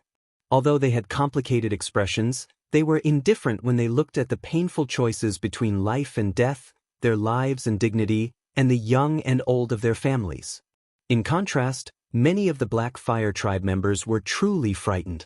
As the barbarians of the wilderness, no one could imagine that they would be forced to give up the belief of the god and their ancestors. They would not give up even if they had to die. This was the belief of almost all barbarians. But suddenly, when they witnessed that scene with their own eyes, they discovered that this belief was not necessarily as firm as a rock. There was still a black-robed demon in this world that could force barbarians to tear apart their most primitive hearts. Most of the barbarians were hard-hearted and respected force, but they were not fearless. Since ancient times, they had always revered some things, such as the god, their ancestors, and ancient traditions. When all of this was suddenly broken in front of their eyes, even if it was not theirs for the time being, many of the barbarians could not accept it. Therefore, the commotion came one after another. Many of the people from the Black Fire tribe had ugly expressions on their faces. Some of them even showed expressions of anger. Their breathing became heavier, their eyes widened in anger, and their fangs crossed.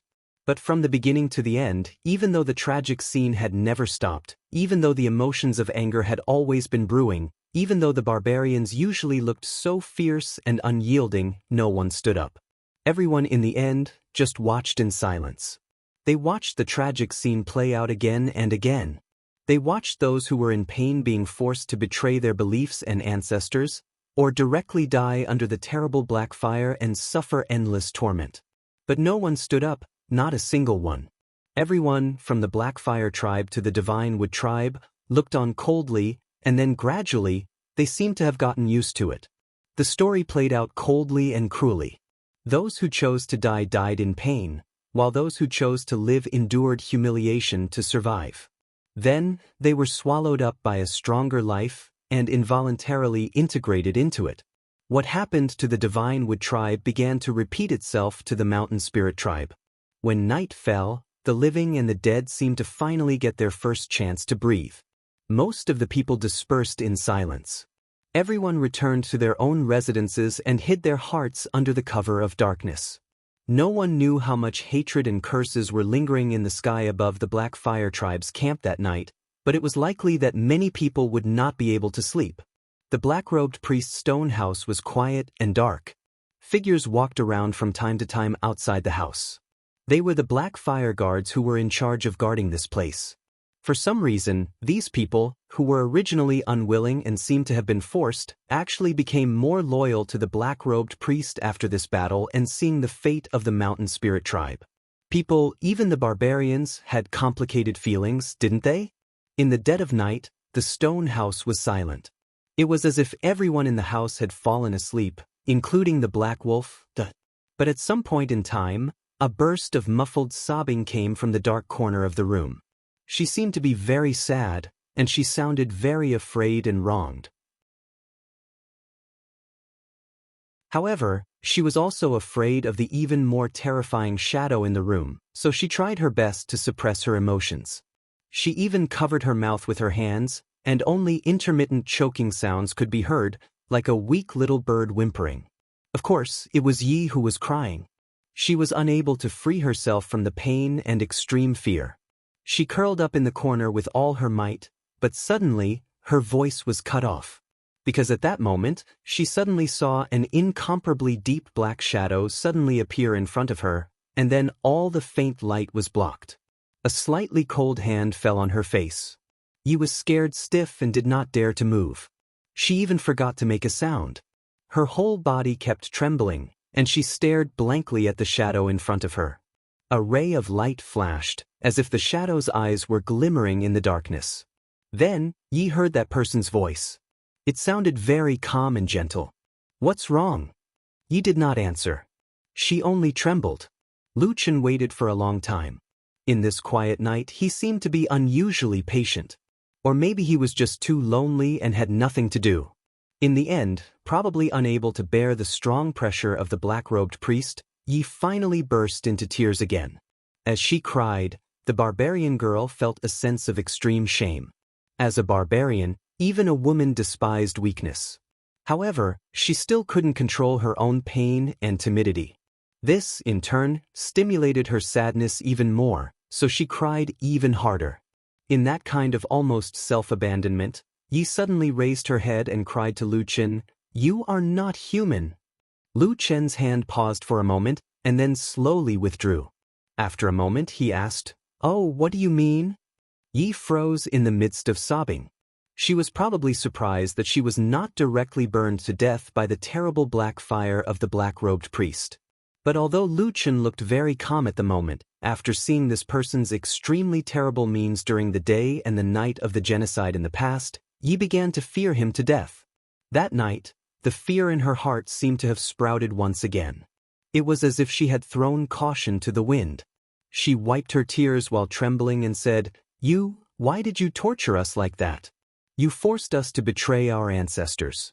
You destroyed everything we had. You're not human." In the darkness, Lu Chen was silent, and then slowly sat on the ground beside Yi. Some distance behind him, the huge stupid dog was still snoring away, as if there was nothing bothering it. He did not speak. At this time, after venting out her emotions, Yi began to wake up, and suddenly was scared half to death again. She dared not say anything more, could only huddle her legs and curl up together, at most occasionally glancing at the silent and terrible shadow beside her. After a while, Lu Chen suddenly laughed in a low voice, with a bit of sarcasm in his laughter. Yi was still very afraid, but at this time, she could not help but ask, "What are you laughing at?" Sitting in the darkness, Lu Chen said lightly, "There are so many barbarians in this camp, everyone claims how brave and strong they are, but in the end, the first and only one who dares to question me is only you, a seemingly weak maid." Yi was stunned for a moment, feeling that something was wrong, but for a moment, she did not know what to say.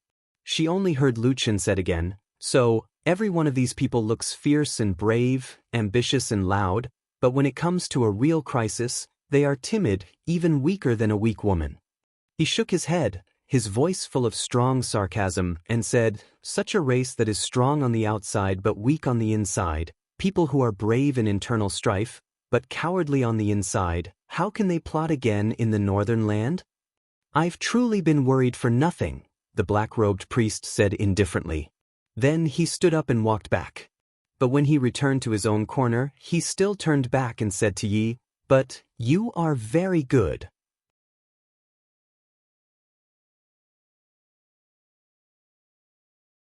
Chapter 340. Dawn came. Yezi, who had not dared to close her eyes for the whole night, finally felt relieved when she saw the ray of sunlight. She lowered her head and ran out of the room with the excuse of fetching water.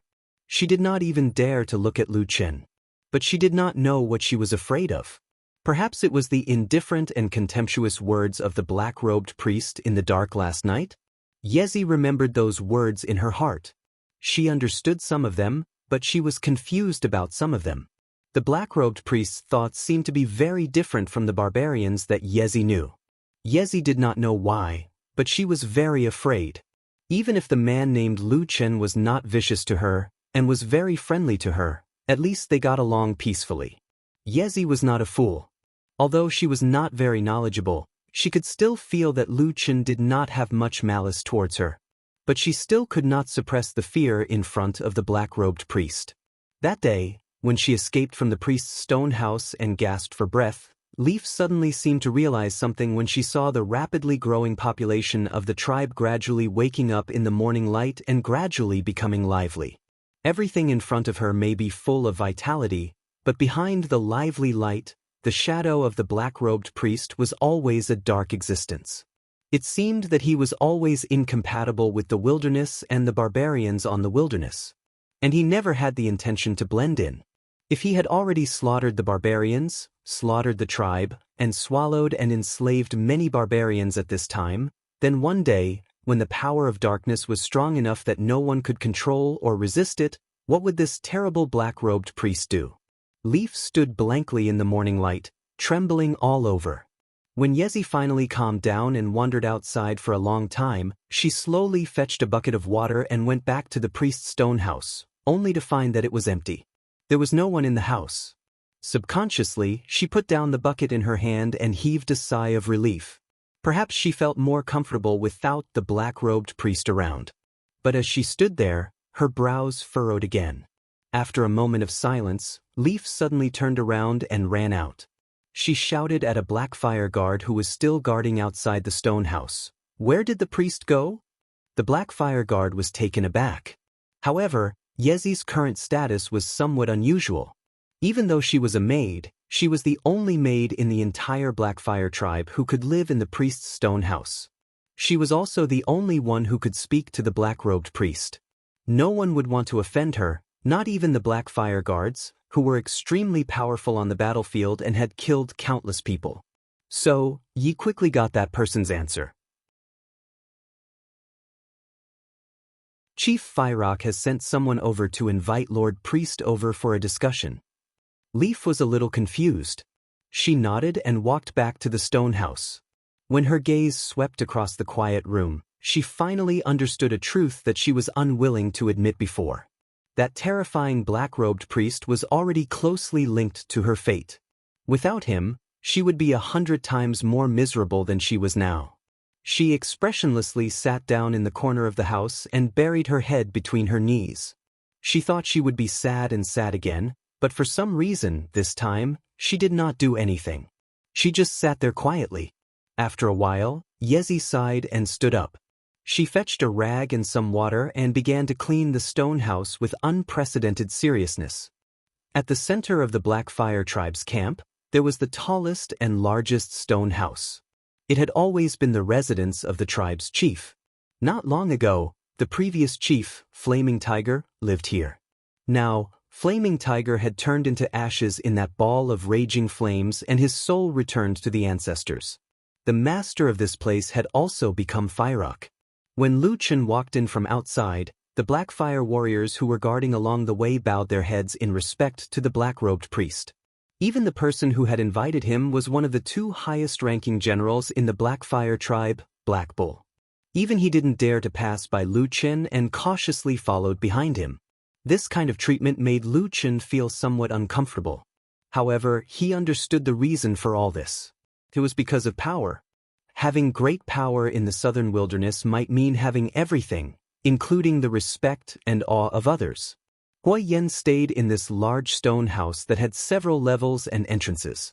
When he saw Lu Chen arrive, he immediately came to greet him. He then waved his hand at Black Yak, telling him to go outside and prevent others from entering. Black Bull obeyed and left. Lu Chen glanced at him and said, "What's wrong? Do you have something to say to me?" Fyrock nodded and said, "There's an urgent matter. Come with me." With that he turned and walked towards a side passage. Lu Chen followed behind Black Bull. After a few turns, he saw a secluded small stone room in front of him. At the door stood a man with a vigilant expression. It was Fyrock's other trusted aide, Tai Xiong.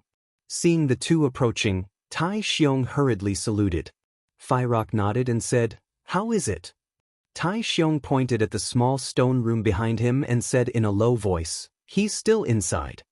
Hua Yen grunted, then looked around and said, "Does anyone else know?" Tai Xiong immediately shook his head and said, "No one knows. I've been guarding here all this time. I can guarantee with my life that no one came near." Hua Yan's eyes flashed with a trace of satisfaction. He patted Tai Xiong's sturdy shoulder and said, "Well done. You stay here and guard. Just like before, don't let anyone come near." Tai Xiong complied and retreated a few steps to the side. Hua Yen gave Lu Chen a meaningful glance. He then opened the door and strode in. Lu Chen arrived at the door. His footsteps paused for a moment before he also walked in. The stone room was not too big and the furnishings were simple. At this moment, there was a figure standing there. Hearing the commotion behind him, that person suddenly turned around. When he saw Hua Yen, his face lit up with joy. With some excitement, he said, "Tribe leader Hua Yen, you finally arrived." Hua Yen slightly nodded but was not in a hurry to speak. Instead, he glanced at Lu Chen who was standing to the side. Sure enough, Lu Chen furrowed his eyebrows and stared sharply at the barbarian in front of him. After sizing him up, he saw that the other parts of his body were no different from an ordinary barbarian. The only difference was that there was a fur-like thing on his head. It looked somewhat like the fur of a leopard cat. After a while, Lu Chen suddenly snorted and walked over.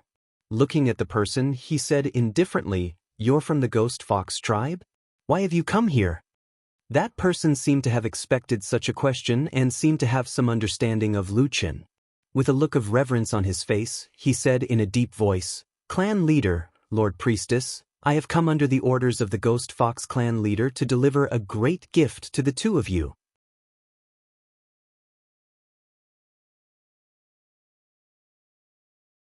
Chapter 341. The stone chamber fell into a short silence.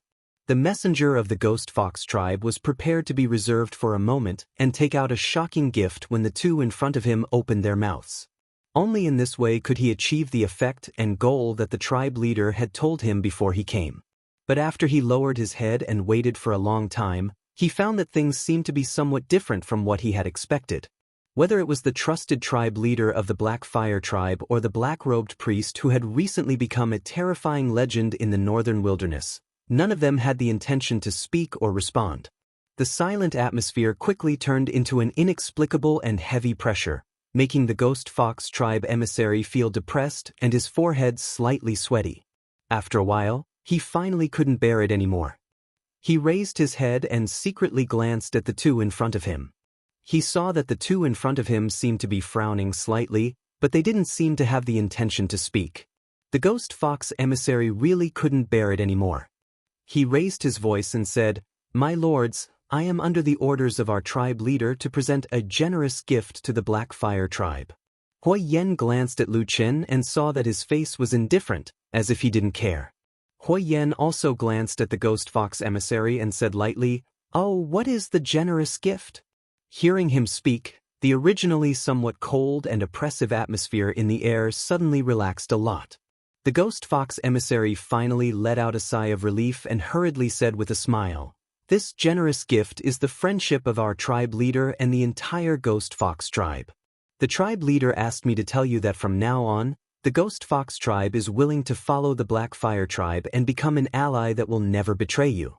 In any war or fight, the warriors of the Ghost Fox tribe will stand beside the warriors of the Black Fire tribe. No matter how dangerous the situation is, we will face it together with the Black Fire tribe and kill the enemy together. We will never retreat." Hui Yen raised his eyebrows and a trace of astonishment flashed across his face.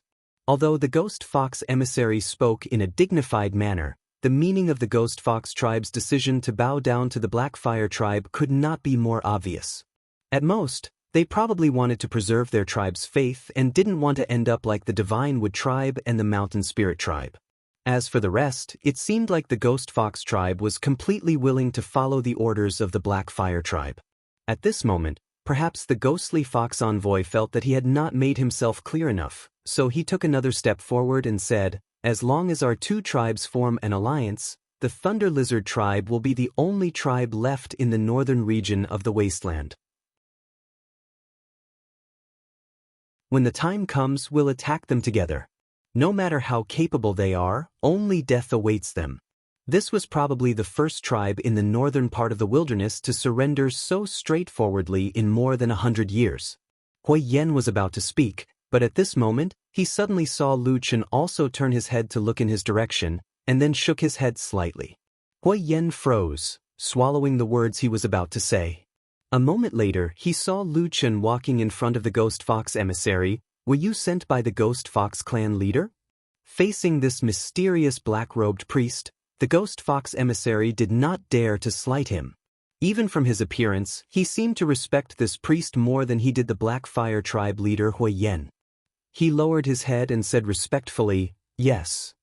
This is an important matter that concerns the future of your entire tribe. Have you confirmed it?" The Ghost Fox emissary said resolutely, "What I said just now is absolutely true." Lu Chen snorted and said, "Since it's such an important matter, why didn't your clan leader come himself?"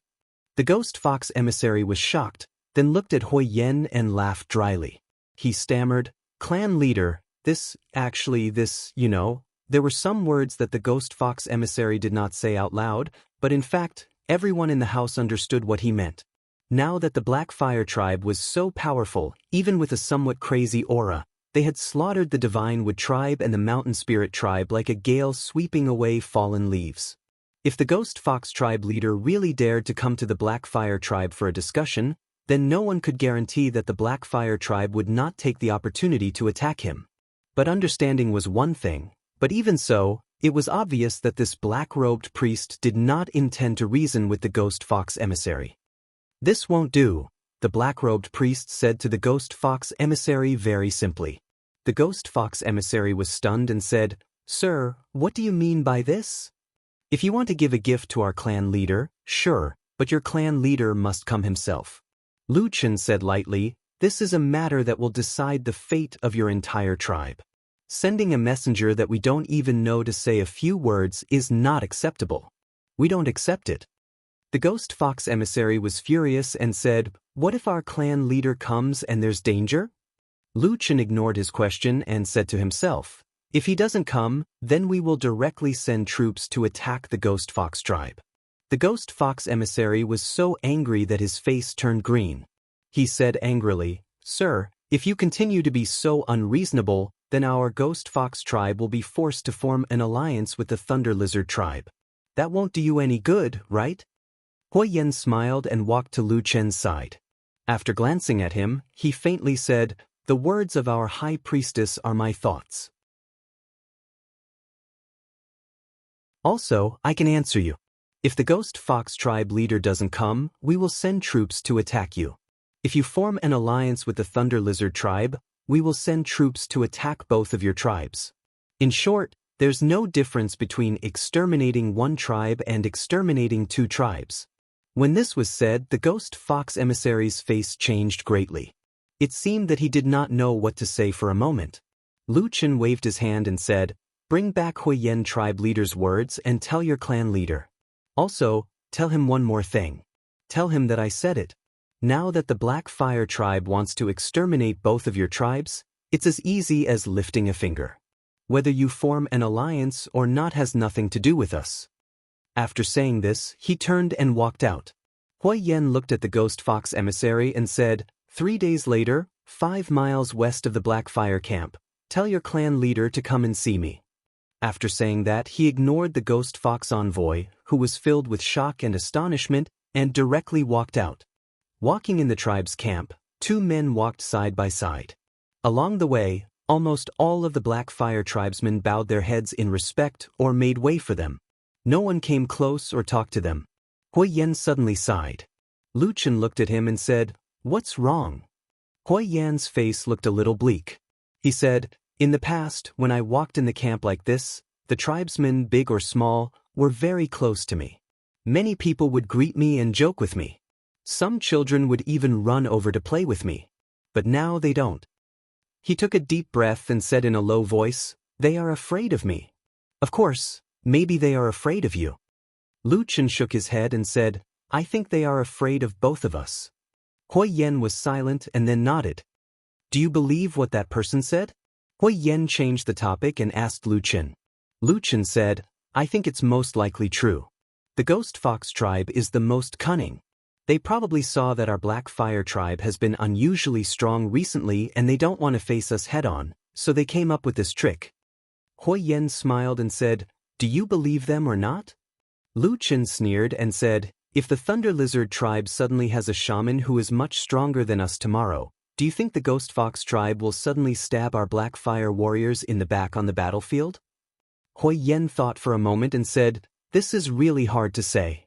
But as the tribe leader, as long as it is possible, I will not let my warriors fall into this kind of danger." Lu Chen nodded his head and said, "You are right. This Ghost Fox tribe harbors evil intentions. 3 days later, we will go and meet their tribe leader. If they are truly sincere in pledging their allegiance, there is no harm in accepting them. But if they are unwilling to surrender," he glanced at Hui Yen.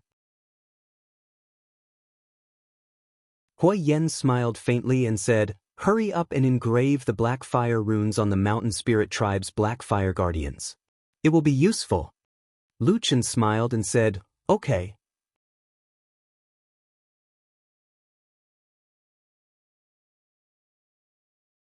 Chapter 342. By the way, how many black fire guards do you plan to recruit from the mountain spirit tribe? Hui Yen seemed to have thought of something and asked Lu Chen. Lu Chen said, 30. Hui Yen raised his eyebrows and asked, more than the Sacred Wood tribe? Lu Chen nodded and said, yes. The number of mountain spirit tribe members who were forced to surrender this time is also a lot more than the Godwood tribe members last time. So, there are a lot of talents. Hui Yen was silent for a moment and said, if that's the case, there are 50 black fire guards here. Lu Chen looked at him calmly and said, what do you want to say? Hui Yen hesitated for a moment before saying, the number of warriors in our black fire tribe who can transform into a demon with runes is at most 80. This number is getting closer.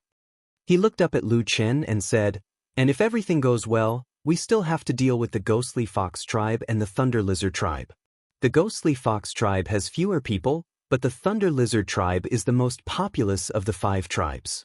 At that time, the number of black fire guards will most likely surpass the number of demonized warriors in our tribe. Lu Chen's expression didn't change and he said, you are right, that should be the result.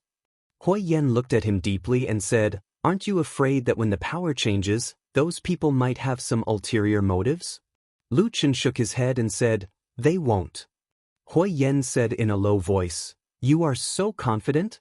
Lu Chen said, first, we can control the life and death of these black fire guards. Second, I think you are the same as me and don't have the leisure to rest in this barren land. When the time comes, we will naturally continue south. The tribes in the south are different from the Thunder Lizard and Ghostly Fox tribes. They have many priests and are much stronger. Death is inevitable. At that time, those who deserve to die will naturally die. Hui Yen was silent for a long time and then nodded. After separating from Lu Chen, Hui Yen walked around the camp once more before returning to his residence. At this time, the emissary of the Ghost Fox tribe had already been secretly sent away by Tai Xiong, He Niu and the others. When Hui Yen walked past the secluded stone house, he turned his head to look in that direction. He seemed to be in deep thought. When he returned to the hall where the Black Fire tribe had lived for generations, he saw a figure standing there, as if waiting for something. Hui Yen walked in. That person turned around and saw a white-haired old man. It was White Eagle. Seeing that Hui Yen had arrived, the White Eagle hurriedly came over to greet him. Hui Yen was very respectful towards him, so he quickly stopped him. After that, the two of them sat down in the stone house. Hui Yen then said to the White Eagle, Uncle Eagle, didn't I tell you before? When there's no one else around, you don't need to be so polite. With our relationship, there's really no need to. The White Eagle smiled and said, No, I know that you have a good temperament and are very respectful to this old man. But after all, you are the tribe leader now, so you still have to show the proper etiquette. Hui Yen smiled and didn't say much. He turned his head and changed the topic. Why did you come to find me today? Is there something wrong? The White Eagle nodded. Just as he was about to speak, he suddenly turned his head and looked outside the house. Hui Yen said, There are people guarding outside. They are all trusted warriors of our tribe. Don't worry, Uncle Eagle. The White Eagle grunted and then said to Hui Yen, I just saw you and the human priest walking in the camp. You seem to have talked for a long time? Hui Yen nodded and said, Indeed, I just had some things to talk about with the priest. He didn't hide anything and repeated what he had just said to the White Eagle, including Lu Chen's response. It seemed that he had an unusual trust in the White Eagle. After listening, the White Eagle pondered for a while and then slowly said, I see. Hui Yen said, What do you want to say, Uncle Eagle? The White Eagle said, I actually came here to remind you of this matter. But since you have already thought of it, I am much more at ease. As he said this, he smiled and looked somewhat gratified. But then he frowned and said, But although Lu Chen has responded to this matter, if we think about it in the future, if the number of Black Fire Guards continues to grow like this and surpasses the number of warriors of the Black Fire Guards, there will be some problems in the future. Hui Yen was silent. The White Eagle looked at him and said in a low voice, At the end of the day, Lu Chen is still a human. Although he is temporarily used by us because he wants to return north, it is very difficult to say whether he will be completely on the same side as you in the future. We have to be careful. Hui Yen frowned and said, Uncle Eagle, do you have any ideas? The White Eagle said in a low voice, At present, the strength of our Black Fire tribe has increased by leaps and bounds.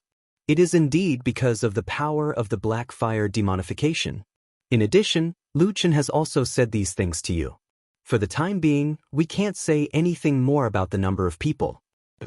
He narrowed his eyes slightly and moved closer to Hui Yen, lowering his voice and whispering a few words. After hearing this, Hui Yan's expression suddenly changed. His face first revealed a look of surprise, and then he said thoughtfully, Our tribe's priest?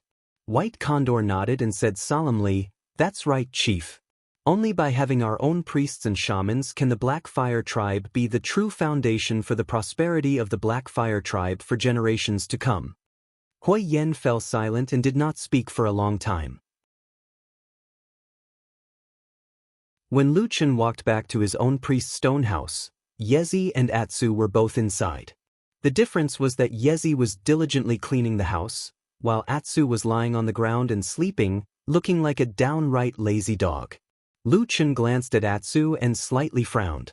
He suddenly felt that since coming to the southern wilderness, Atsu seemed to have unknowingly changed. But as to what was different from before, he did not seem to be able to tell. Lu Chen walked over and sat down not far from Atsu. Atsu's ears moved, but its dog eyes did not even lift its eyelids. Lu Chen did not care about it and just sat quietly. Before long, the dim light and shadow in the house slowly moved, faintly covering his figure in the shadow. Yi glanced at him with a complicated look in her eyes. There was a tinge of awe in them. After so long, even though Lu Chen had praised her that night, Yi still had a lingering fear of this black-robed priest. She lowered her head and began to work again, wanting to clean the house before it was completely dark. However, after a while, she suddenly heard Lu Chen's voice. He said, Yi, go out for a while. If there's nothing important, don't come in without my summons, including you. Yezi was stunned for a moment. Then she stood up, respectfully bowed to Lu Chen, and then walked out. When she walked to the door, she could not help but look back at the shadow, only to see the black-robed priest hidden in the shadow, as if he had integrated with the surrounding darkness. After the barbarian girl left, the stone house of the priest suddenly quieted down. Lu Chen sat for a moment, then raised his arm. There was a flash of light, and the Vulcan staff appeared in his hand. There was no movement in the darkness, and the Vulcan staff slowly floated up from his hand. After a moment, a cold and dark aura filled the air, and the runes on the Vulcan staff began to light up one by one. The only difference was that compared to when Lu Chen first received this artifact, the speed and brightness of the light on the Vulcan staff had at least more than doubled. He sat in the darkness, and his face could not be seen clearly. Only his voice was a little erratic as he said softly, Many people have died recently. Atsu, I keep feeling that the black fire in this body is slowly growing. Can you feel it? In the darkness, the black wolf that was originally sleeping suddenly opened its eyes. In the dark green eyes flickered with a faint black flame. You're tuning in to the Passion Pages YouTube channel. We're so grateful for your support, and don't forget to subscribe to join us on this incredible journey through captivating stories. Your generosity through donations truly makes a world of difference, as it's the primary source of revenue that allows me to expand and enhance this channel for you. Thank you from the bottom of my heart for being a part of this adventure.